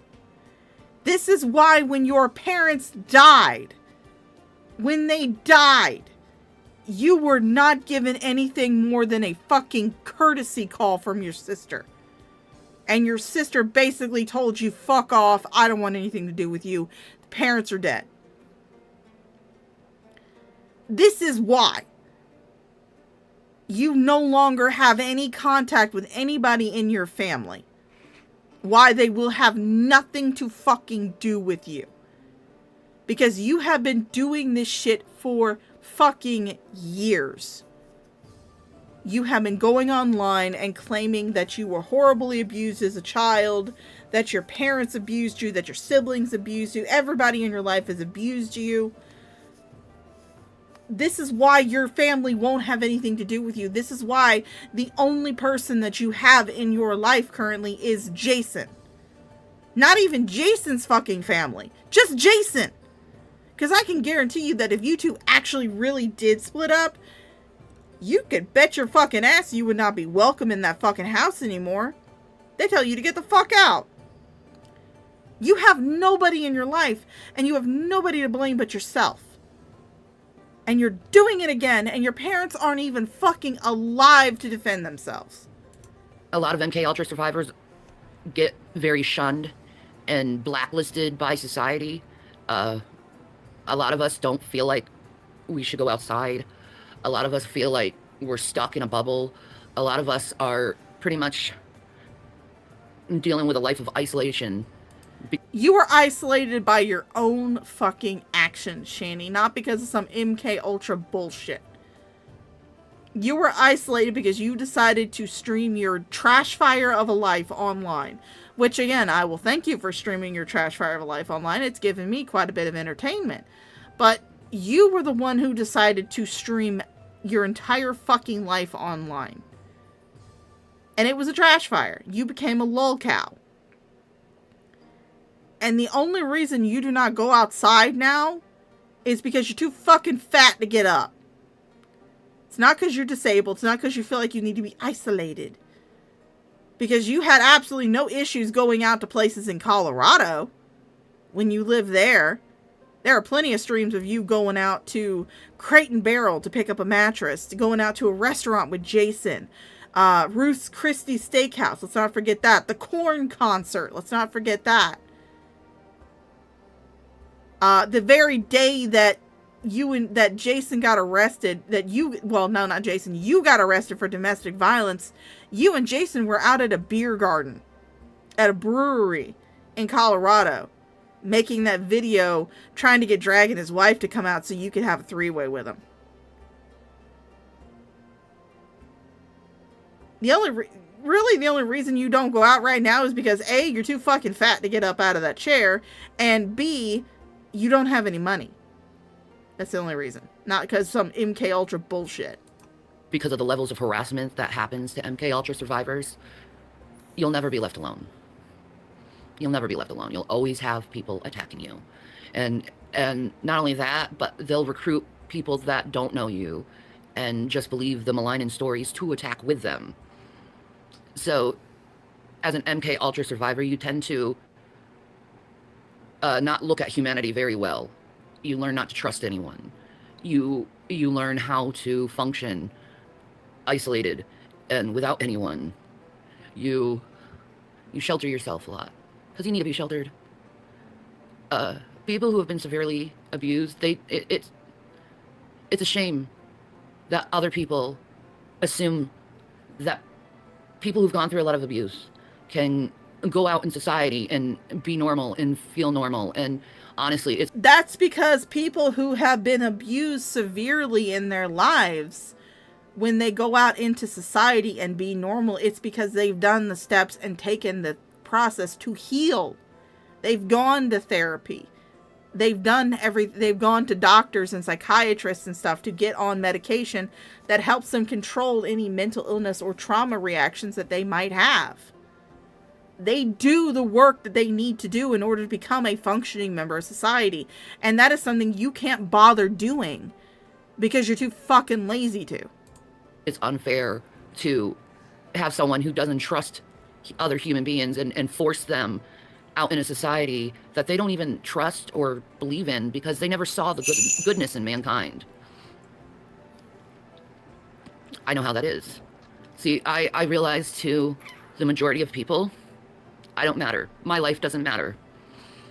I'm meant to be bullied, destroyed. Oh no, your life matters to me, Shannon, because if your life stopped and you stopped being a fucking train wreck on the internet, where would I get my entertainment from? Oh yeah, wait a second. I watch more than just you on YouTube, so okay, you can go away. Isolated. The amount of people that have stabbed me in the back is tremendous. Just for me speaking out, just for me being like, yeah, I was abused. And I'm seeing it in other people that are survivors as well of abuse. If anyone could, like, just step out of their ego for one moment and just try to imagine and put yourself in the shoes of a survivor. Why don't you put yourself in the shoes of your children, Shanny? That's one hell of a screenshot. Say hello to your sleep paralysis demon, everybody. But, why don't you put yourself into the shoes of your own fucking kids, Shanny? There are thousands of mothers out there who were horribly abused when they were children, and they made the conscious effort to make sure that when they had kids, their kids would not suffer the same abuse that they did growing up. There are plenty of parents out there who in their childhood have gone through absolutely horrific abuse. And they make the conscious effort to say, my child will not go through that. You did not do that. Your sons were abused and neglected their entire fucking existence. Because you could not be a fucking mother to them. And now they are in foster care being taken care of by someone who is probably doing a much fucking better job than you. Which, granted, that's a very low bar to clear. Why don't you put yourself into the shoes of your own fucking kids?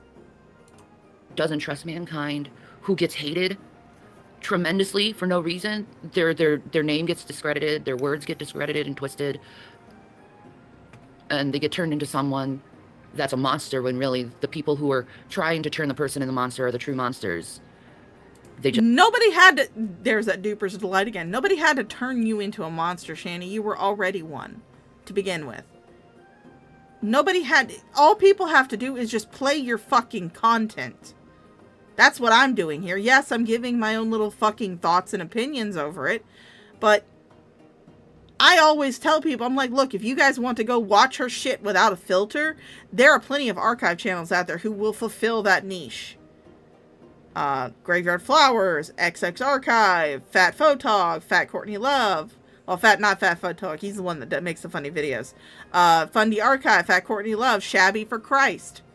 There have been so many archive channels that have popped up to document your shit that you do, that there are plenty of places people can go to watch your videos without a filter, without having me give my little opinions and commentary over it, and be able to make up their own fucking minds. You were not made into a monster, Shani. Your own fucking words and actions made you into that. It wasn't anybody else. Just have the more popularity, the more people behind them, and they think just because there's more people, they have more power. And they don't. Because like any other magic spell, once you know the science behind the spell, once you know what the trick is, it can't work anymore. There comes a point in a person's life where they're discredited, where they just want to come out and be like, I don't care if you discredit me. I don't care what your opinion is. I know the truth. You don't know the truth. You're not in my life. You've said that so many fucking times, Shani. So many fucking times. You've said that. Been like, I don't care if you discredit me. I don't care what you say about me. You don't know my life. And then you go on some long screed because someone said one little comment in your fucking chat. Or Foodie Beauty saying one little offhand comment based on shit she was being told by her chat. She said couple little fucking offhanded comments in a fucking hours-long live stream she was doing. But you took that and waged war against her. And you've done that multiple times with people. Where you'll sit there and say that, oh yeah, we're best friends, you know, I have this lovely relationship, which is all parasocial, because you never get out and actually socialize. And then they'll say one little offhand comment that you don't agree with, or something about you based on something someone else told them. And then you will launch into this big old fucking scree about it that spans multiple live streams, multiple videos, multiple platforms. You are the most sensitive fucking person I have seen. And I've been on Tumblr. They are sensitive as fuck on Tumblr. You can sit there and say that you don't care what other people are saying about you, but you do. That's why you're trying to guilt people into not talking about you anymore. That's why you're pulling this whole, yeah, if you don't talk about this after I reveal all this, you're still talking about me. You're part of the problem. Get out of my life. But there's a lot of people who want the power. They want to be the know-it-all. They want to be the supreme victim. Says someone who wants to be the supreme victim. But,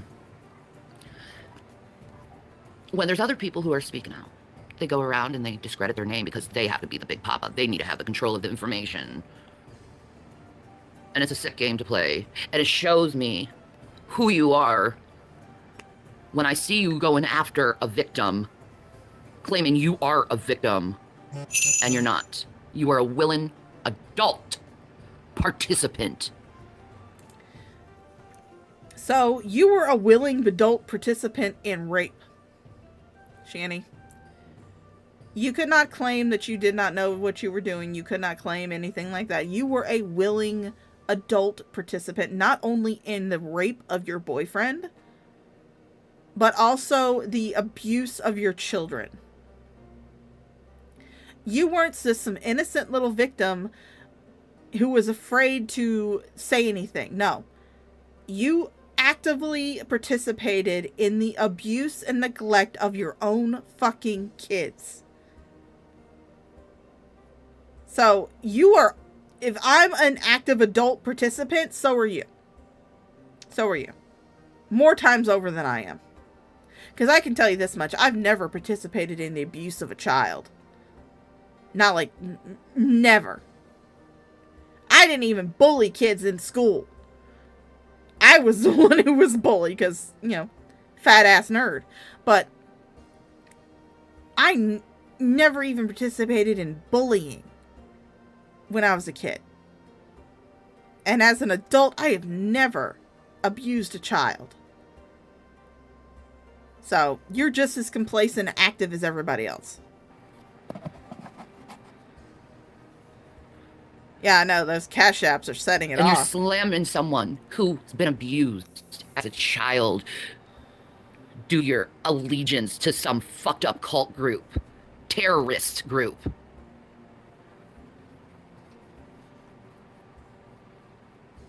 Why are you scratching your neck there, Shani? Is it because Jason hasn't been able to give you your monthly spit bath yet? See, as soon as the person came out and said, that particular group did that to me, that's when you changed. Because your allegiance is more important than the truth.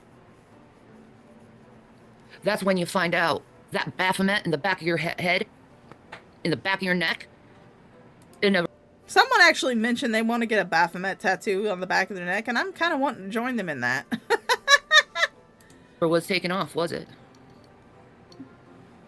See, I'm the type of person who loves to give people the benefit of the doubt. Bullshit! Bull fucking shit.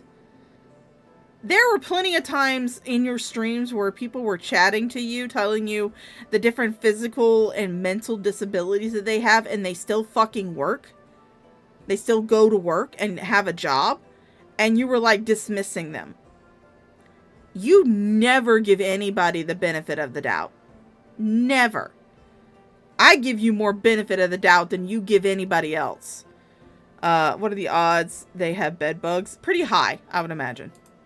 But when I start seeing it, when I start seeing them attacking victims that don't need to be attacked because they're the only ones who are helping children,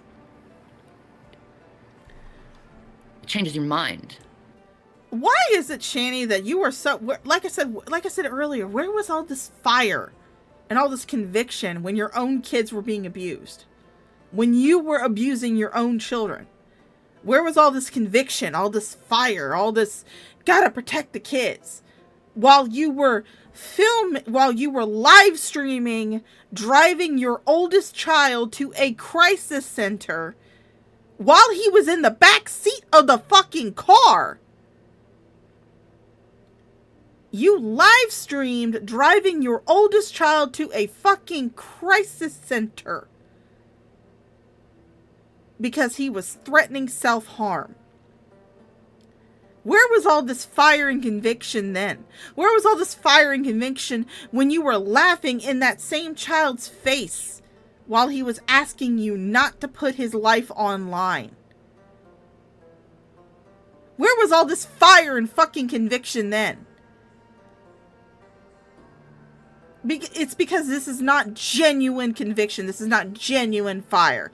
This is all something to make everything about you and to try and bring people to your channel by talking about something that is actually trending in the news right now. That's what all this is about. It's not because you give a single flying fuck about anybody other than yourself. And your thoughts upon that person.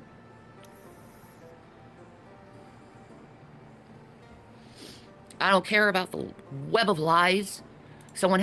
Oh yeah, tattoos are addicting. I will say that much. Tattoos are... I have 2 so far. Want to get another one, I have to wait till I actually have some money. But I have 2 tattoos. Both of them are ribbons. One I have on my back, right... Yeah, I want to say... Yeah, right shoulder blade. Or is it left shoulder blade? It's one of the shoulders.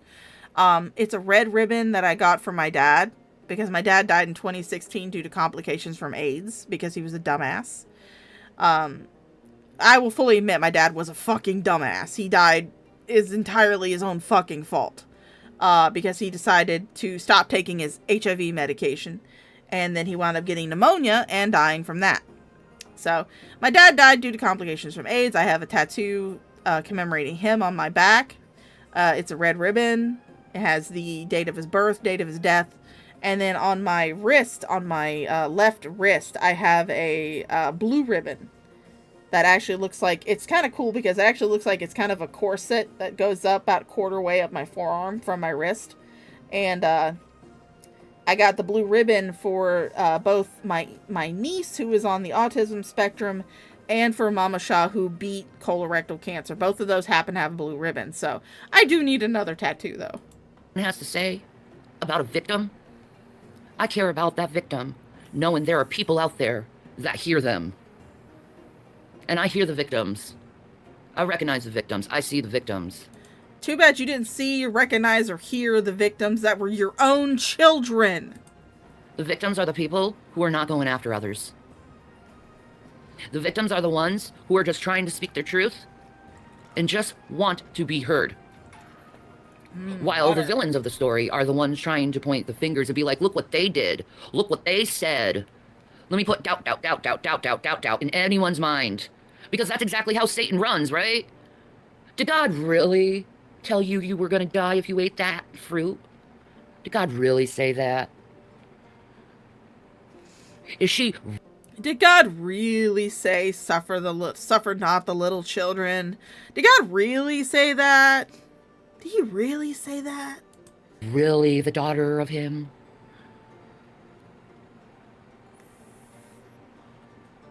I see the devil. The devil is the one who puts seeds of doubt in people's minds. Well, I mean, I see the devil right now, and it's wearing dark lipstick and a tablecloth on its forehead. While the children of God are just speaking truth and just trying to get their story out there as a warning to help people. See, you can discredit me and other victims all you want. But at least, the victims, the survivors, we're trying to help people. Who are you helping with any of this shit, Shani? I do not see you getting Jason to load your fat ass and a wheelchair up in the back of a U-Haul truck to go to Washington, D.C. and to picket the front of the White House with signs saying, "Where are the children?" I don't see you doing any of that. You are a slacktivist. In the highest sense, back from 2016, you are a fucking slacktivist. Where the only thing that you will do is shout into the ether of the online space and hope and pray that someone sends you some money. You're not helping anybody sitting on your fat ass talking to a camera on YouTube. I've done more to help people than you. I did those of you who don't know, 2 times a year there are 2 charity events that go on in World of Warcraft. One of them's the closest one is gonna be happening in June. That's for the Trevor Project, and it's called the Troll Run.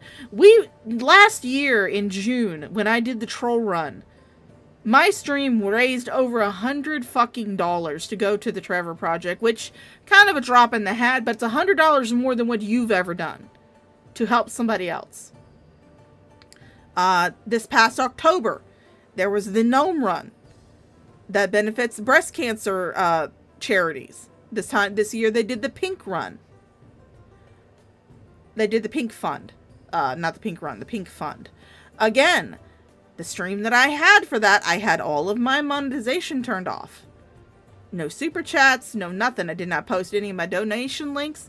I posted the only link I had in my chat and in my description was to donate to the charity itself. That's it. And the only reason I could keep track of how much money was donated was because people were sending me screenshots of their donations, so I would take a shot of vodka. But still, for both of those runs, the streams raised over $100 for those for the Trevor Project and for the Pink Fund. So even though I've only raised maybe $200 for 2 varying charities, it's still more than what you're doing right now.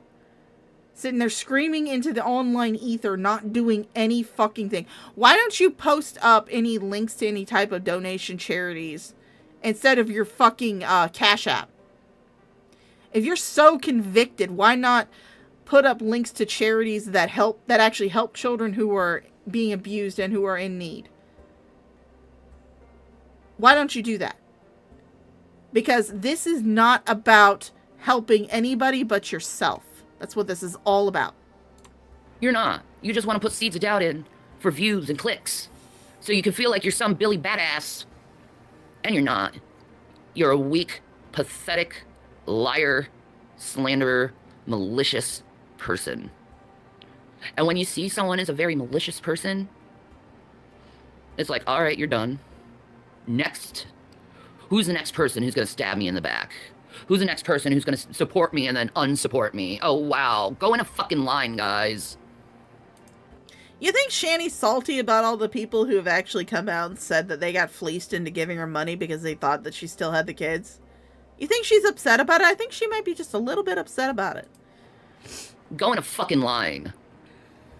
Because the survivors of MK Ultra, the survivors of sex abuse, they have enemies from here to there. Because the abusers don't want the real truth out because they're cowards. No, it's because what you're spouting is fucking crazy-ass conspiracy bullshit. And again, you're dragging your parents' corpses through the dirt. You dug up your parents' bones, and you're dragging them through the dirt. And honestly, I'm honestly surprised with how big your fucking back is, that you can feel anybody stabbing you there. With how padded your fucking back is. I am highly surprised that you can feel anybody stabbing you there. That's why they pick on people who are weaker than them, so they can feel a little bit powerful in their cowardice. See, I'm not afraid of getting haters. I'm not afraid of getting stalkers. I'm already stalked. I'm already hated. I'm a perfect candidate for Allie's army at this point. Because I deal with what she deals with all the fucking time. You think Shanny's salty? I think Shanny's just a little bit salty. But at least I'm focusing on the children. At least I'm focusing on the morality of the situation. Shanny, you have absolutely zero business focusing on anybody's kids but your own. Where are your children, Shanny?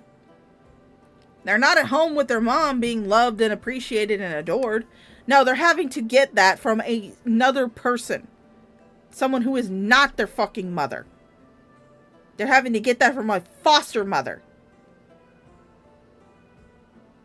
Because you were entirely fucking incapable, and you still are entirely fucking incapable of focusing on anybody other than yourself.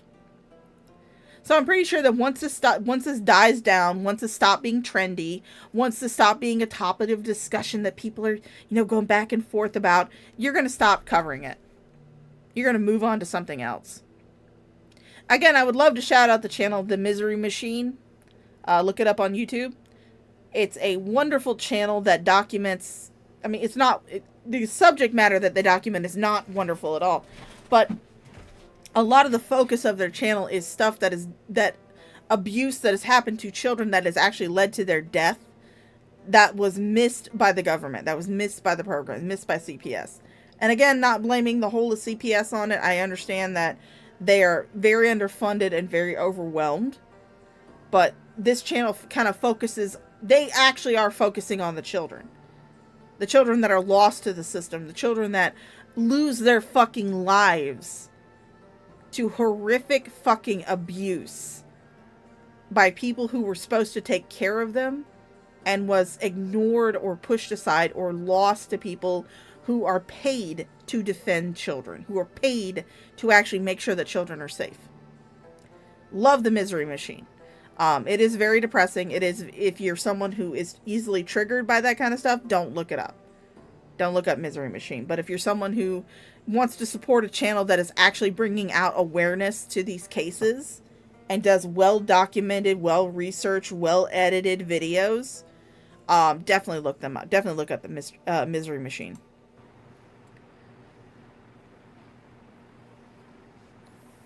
Instead, you want to ignore that children are dying and being abused every day by sick elitist fucks, by your teachers, by your senators, by your bankers, by your policemen, your doctors, your nurses. You want to ignore that and go after someone who's just speaking the truth and tell them that they're a liar. You remember in the 80s when they used to have missing children on the milk cartons? Why don't they do that anymore? Because they have found that it's not effective, Shanny. Because they have found that it is not effective. The whole milk carton thing was not fucking effective, Shanny. fucking guarantee you that there are more children that have been found by Amber Alerts than by being on a fucking milk carton. Because here's the thing, though. You don't know how long that child's picture has been on that fucking milk carton. That's why it's not fucking effective anymore. That's why it's not used anymore. Because the time it takes to send the image to the company, to have it printed on the milk cartons, and then have those milk cartons shipped out to various grocery stores where they may or may not actually be bought, was not fucking effective at anything. People talk about the missing children anymore. I think it's because our elites know that people are complacent in it, that people are okay, that children are dying every day to serve the needs of adults who have sick. There are plenty of channels that actually cover this shit, Shani. It's not just you. You can go on YouTube and search them up. There are plenty of fucking channels that actually do research and does a fabulous job documenting and doing documentaries on this type of subject. They are not some fat ass fucking whale cow from Pennsylvania who is slowly eating away at a recliner with her bodily acids because she cannot fit into fucking underwear. They're not. They are very well documented, very well put together. They do a timeline, they do the research, they have, you know, the appropriate documentation, the legal files and everything. There are lots of channels that do that. Why would someone come to you to listen to your nuttier than, to quote Slipknotty, to listen to your nuttier than a squirrel turd in an almond orchard theories, when they can go and actually watch someone who actually does the research and does the legwork and doesn't just sit around watching other people's content on YouTube? Why? Sick, fucked up minds.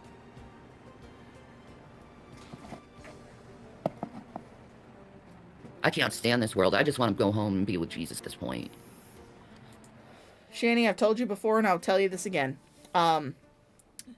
You can. At any point. You don't have to wait for God to call you. You can go at any point that you choose. And by the way, when you get that kitchen knife, you want to make sure that you go down the highway, not across the street. Because if you go down the highway, you actually do some fucking damage. Going across the street is just a cry for attention. And make sure that whenever you do finally bleed out, that you land in a cool pose for the cops to find you. I don't care about the people in this world. To tell you the truth, a lot of the adults in this world, they're all they are is just selfish. You know, the Bible says it perfectly. I'll say this. They say they're lovers of themselves more than lovers of God. It's true. They need to be celebrated. Ring, ring, ring. Hello? Hello? Oh, yes. Oh, no, not here right now. Yeah, I can totally write that down. I can totally take that message. Okay, I think I got it. I'll be sure to let her know. Thank you so much. I'll talk to you later. Bye. Alright, Shani, that was Mr. Pot calling. He says you're Mrs. Kettle and you're black! They need to be worshipped. They need to have the people congratulate them and tell them how amazing they are and validate themselves. You know what that shows me, though? What kind of low self-esteem you actually have is when you need the approval and validation of others. Because you don't like being wrong. You don't like the fact that someone said, no, I don't want to work with you. And that's pretty fucking sick, especially when there's so many children out there that need our helps, and the police ain't doing anything about it, really. The government ain't really doing anything about it. Every once in a while, you see a little snippet on sex traffickers being taken down, usually in Florida, because Disney and all. Oh God, are you honestly following the conspiracy theory that children are being kidnapped from Disney? Maybe most of them are found in Florida because it is a peninsula that has water on 3 sides of it and is close to Cuba. It's easily a short sail across the Gulf of Mexico from Mexico. Maybe that's why a lot of these sex traffickers are found in Florida. Because it's easier to get to. Because again, it's surrounded on 3 sides by fucking water. Easy to get to from water. File capital of the world is Disney World. Why don't you look into how many missing children there are that go missing every year at Disney World alone? It'll make you sick. Snopes has already disproven this. And I believe Snopes more than you, Shani. And how dare you say teachers are doing this? Dude, don't you know the predator goes near its prey? Why do you think Dan Schneider went to Nickelodeon? Because the kids were there. They go and work purposely with the kids to traffic them. That's why you don't put your children in the industry. Well, I mean, if they didn't put children in the industry, then you wouldn't have Miley Cyrus. I would say the same thing. For the most part, a lot of child actors who have abusive parents who only want their child to make money for them, they get fucked up by having that much fame that quickly. Miley Cyrus is a good example. Britney Spears is a good example. 2 people who were very young, who were thrust into the spotlight very early on, and they got fucked up for life. But there are instances where people have actually not been fucked up by being child stars. I want to say Daniel Radcliffe is one of them. Tom Felton is one of them. Mostly people from Britain, I would say. I guess British people treat their child stars better than the Americans do. But, Daniel Radcliffe's not fucked up in the head.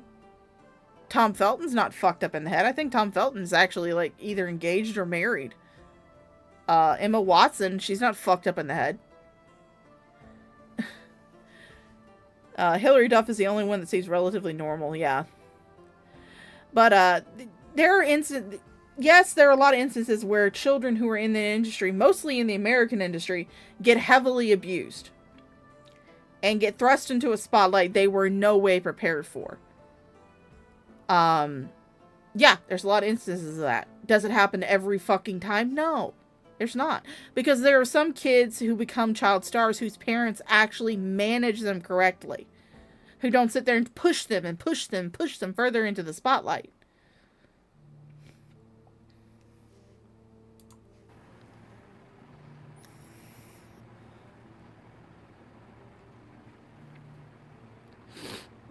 And in fact, everything I know about the industry now, I don't know how anyone would willingly want to go into the industry, knowing that you're gonna get abused. You're gonna go under MK Ultra.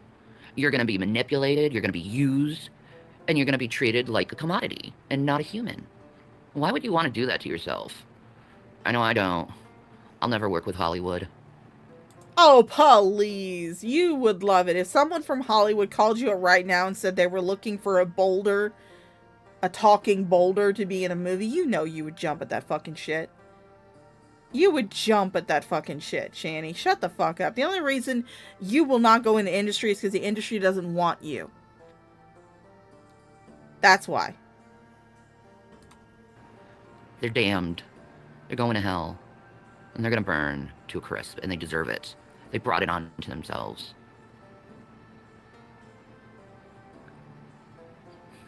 We need to start focusing on the kids instead of petty drama for views and clicks, because it really does show your mentality. What's important to you. What's important to me is knowing these babies are out of the hands of these monsters. That's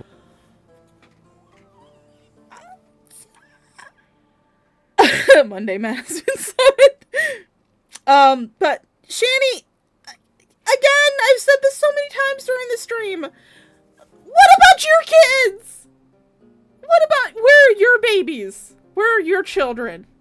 How do you know once you gave them up to CPS that, I mean, obviously they haven't been, people have been, updating and everything, but how could you have known that once you gave up your parental rights to your kids and they went to the state that they weren't going to wind up in a similar situation?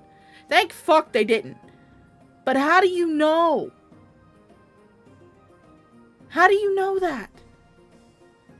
Why aren't you trying to protect your babies? You're worrying about babies that you have no idea even exist. But you let your own children be abused and you participated in that abuse. And to this day, you continue to fucking neglect them. Because I have no doubts in my mind that you had not talked to those kids since they went into foster care. Because you sure as hell haven't done anything to try and get them back. You never did anything to try and get those kids back. You abandoned your children after you abused them for their entire fucking life. And then you have the audacity, the utter fucking audacity to blame it on strangers on the internet. If it turns out your kids wind up with BPD or some other mental illness due to the abuse that they suffered, you are sure as hell going to blame that on the haters, on the trolls, on random strangers online who have told you, get your kids out of the fucking spotlight. When you first start, Drag has talked about this multiple times. Shani used to have her kids not only participate in her live stream chats, they were fucking mods on her channel, on her first channel, Shani for Christ. So not only did they participate in the fucking chat, they were modding the chat. Her kids. Probably the only time that they really got to interact with their mother was doing those chats. And let's not forget about the fact that someone found a clip of Shani. And she was on a live stream going on and on about how she's a victim and everything is against her and everything like that. And one of her kids made the mistake of coming into the room to ask her for something. She muted her audio, but she did not turn off the camera. So people lip read what she was saying. She was saying things like calling him a fucking brat. And if he didn't get out and shut the fucking door, she was going to beat his ass. Oh, hey Red Feather, how you doing? But Shani, you have no right to talk about these kids that may or may not exist while your own children suffered abuse at your fucking hands. What means to me. That's what matters to me. And you start looking into the missing children in your area. Start questioning neighbors. Be your own detective. Because obviously the police aren't going to do anything about it because they're on it. Oh yeah, well just what we need. More bullhorn Bettys. And I'm not saying all police. There are good police officers out there. There are good social workers out there. There are good foster homes even. But a lot of them, all they care about is the money. The money. Not to know there's precious babies out there suffering. They don't care. Have you heard of the one guy who was caught in LA with a shipping container full of 17,000 bodies of babies torn up, tortured to death? Have you heard that? And it was surprising when I found out it was in LA when this happened. I was like, oh, okay. Guess they had a good party that night. Like I said, women are used as broodmares within these type of cults to put babies out there just to be abused. We really need to start focusing on that instead of petty, fucked up, stupid things that really don't matter. I can see your bald spot, Shani. Might want to check that out. But, yeah, again, this is just her trying to guilt people into not talking about her. Normally, she'll bring up shit like this. She does this every once in a while. You know, when she says something that gets a lot of blowback or something, or she does something that gets a lot of blowback, she'll come online and she'll start doing this. Where she starts talking about something that is trending. Usually it's a horrific tragedy or something. And she'll try to sit there and take the heat off of her by saying, if you're talking about me and my petty drama, not talking about this, you're complacent. Not complicit. Complacent. You're complacent in all of this. if you're talking about me and holding me accountable for shit that I've done. Shani, not everybody's got to focus on that. There is a reason. People, you accused Irate Alex of being a pedophile defender and an abuse defender because he refused to do a video on Onision. And the reason why the very reason he gave you was very valid. It's because other channels who were bigger than him and had a wider audience were covering it much better. He didn't feel like he had anything to add to the conversation that would be of any type of benefit. You accused him of defending Onision just because he would not make a video on him. Because he felt as though the likes of Chris Repsion and others that have a much larger platform than him were doing it a lot better and had a lot more of the information and were not having to make speculations. He felt like he didn't have anything to add to the conversation. So instead of that, he was promoting videos that other people had done that had better content and had a wider audience than him. The children matter. I don't matter. I know I don't matter. The majority of people out there, they don't value my life. They think I should always stay in a state of defensiveness and feeling bad over things and tragedies that happen in my life. That's why they keep reminding me of the tragedies that has happened in my life, to keep me in that MK Ultra state where I'm... It's not MK Ultra, you fucking bitch. It's holding you accountable for the lies that you have told and the things that you have done. It's not MK Ultra bullshit. God damn it. Silenced. You did not have to make your kissy noise when you did that. Trauma recognizes trauma. Trauma sees trauma. Going after survivors and victims is not a good look. And the real people, they're going to see it. And you're going to be exposed to the light. Shani, I do need to ask you something. Are you taking Rev's antipsychotics? Because I'm starting to think that this crazy ass bullshit that you're spouting is probably coming from the fact that you're probably taking Rev's antipsychotics. That's what I'm honestly believing, because Rev, he's getting more and more manic, honestly. So I honestly do believe that you are taking his antipsychotics. And shown who you truly are at the end of the day. Oh yeah, I remember that, Red Feather. Slander away, it's all you can do. Because your allegiance is more important than the truth.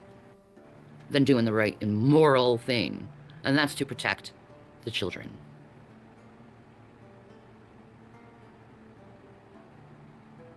Have I been perfect in my life? Absolutely not. Nobody is. But I'm not going to stay complacent in knowing how screwed up our world is and nobody... It's complicit! Complicit! Not complacent. Let's actually take a little yes I am back to using my Opera GX browser. Shut the fuck up.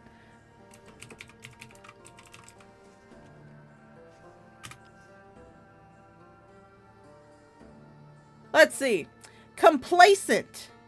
Adjective.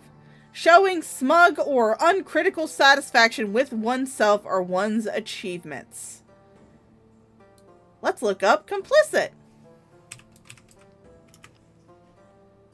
Complicit. Adjective. Involved with others in an illegal activity or wrongdoing. You're using the wrong fucking word, Shani. Nobody's doing anything about it. When I have a platform and I can utilize it to help others that need to be helped. Do I have my comments off? Hell yeah. I'm not going to be harassed by these satanic fucking people ever again. I'm not going to be threatened. I'm not going to be coerced. I'm not going to be manipulated. Anymore. All the things that you do and you're currently doing now. I'd rather say what I need to say. And go. But things need to change. And we need to start focusing on the children. I highly doubt that your live chat is off. You said before, after you quote-unquote broke up with Jason, that you were going to turn off your live chat or turn it on to members only. And you never did that. Because you know that if you turn off your live chat, you're going to lose that engagement that you desperately need. And don't worry about turning off your comments, Shanny. There will be reaction channels like me, Vanilla Tease Girl, other reaction channels that react to you, who are going to fulfill the need of your comment section. Because I allow people to say whatever the fuck they want in my chat. I don't give a shit. Unless they're doxing somebody, that's the only time I care. So, fulfill the need of the comment section, guys. Feel free to say whatever the fuck you want to this fucking cow in my chat. Who are still enslaved. And it's not only in America. We have to focus on Africa, too. And the child slavery rings they have in those places. And in China. The sweatshops. All children. Full of abuse. You don't think they just use... You don't think in these sweatshops they just use them for labor? They don't just use them for labor. They use them as party favors. Anyway. Where's your evidence of this, Shanny? Where's your fucking evidence? If you have evidence, I would love to see it. I'd love to fucking see it. Where's your research? Okay. I'm gonna go. Stay strong, Allie. You got people who have your back. Fuck Jaguar right. She wants to be the only victim when she was a participant. A willing participant. In abuse. And she gets off at calling people in to continue the abuse. She is showing her elitist ass off. And people are too blind to see it. I see it though. Because I am a survivor of abuse. And I see the narcissist. Very clear. Yeah, she's staring in the camera.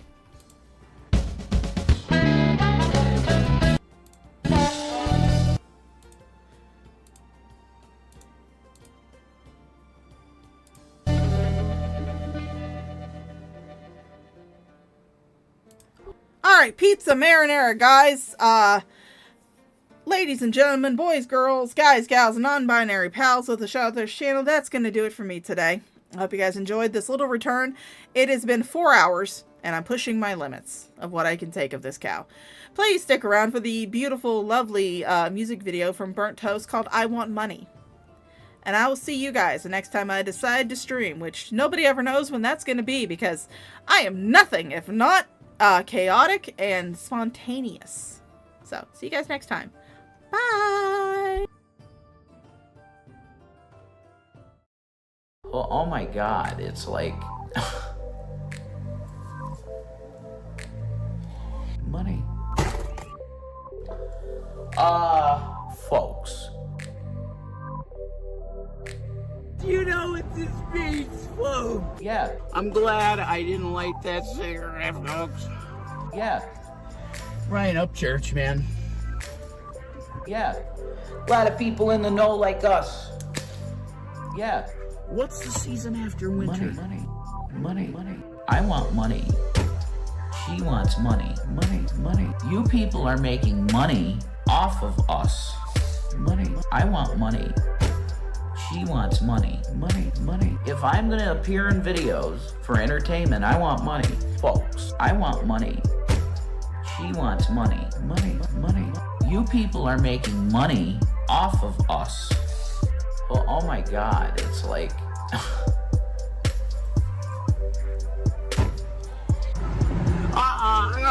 If I'm gonna be your fucking Brad Pitt, I want a paycheck. Money. Like, holy shit. You got that? What? Yeah, money. If I'm gonna be your entertainment, I want a fucking paycheck. Anyway, back to the story. Blood, Dracul, Dracul, blood. Oh. Yeah, that Dracul. Oh, God. Money. They pay Brad Pitt. Good fucking money. Money.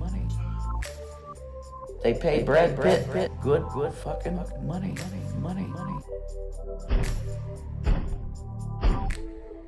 I want money. She wants money. You people are making money off of us, folks. I want money. She wants money.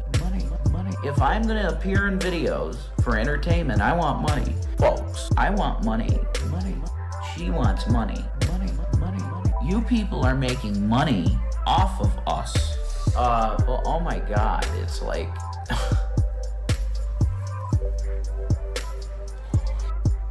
Folks. What else can I say?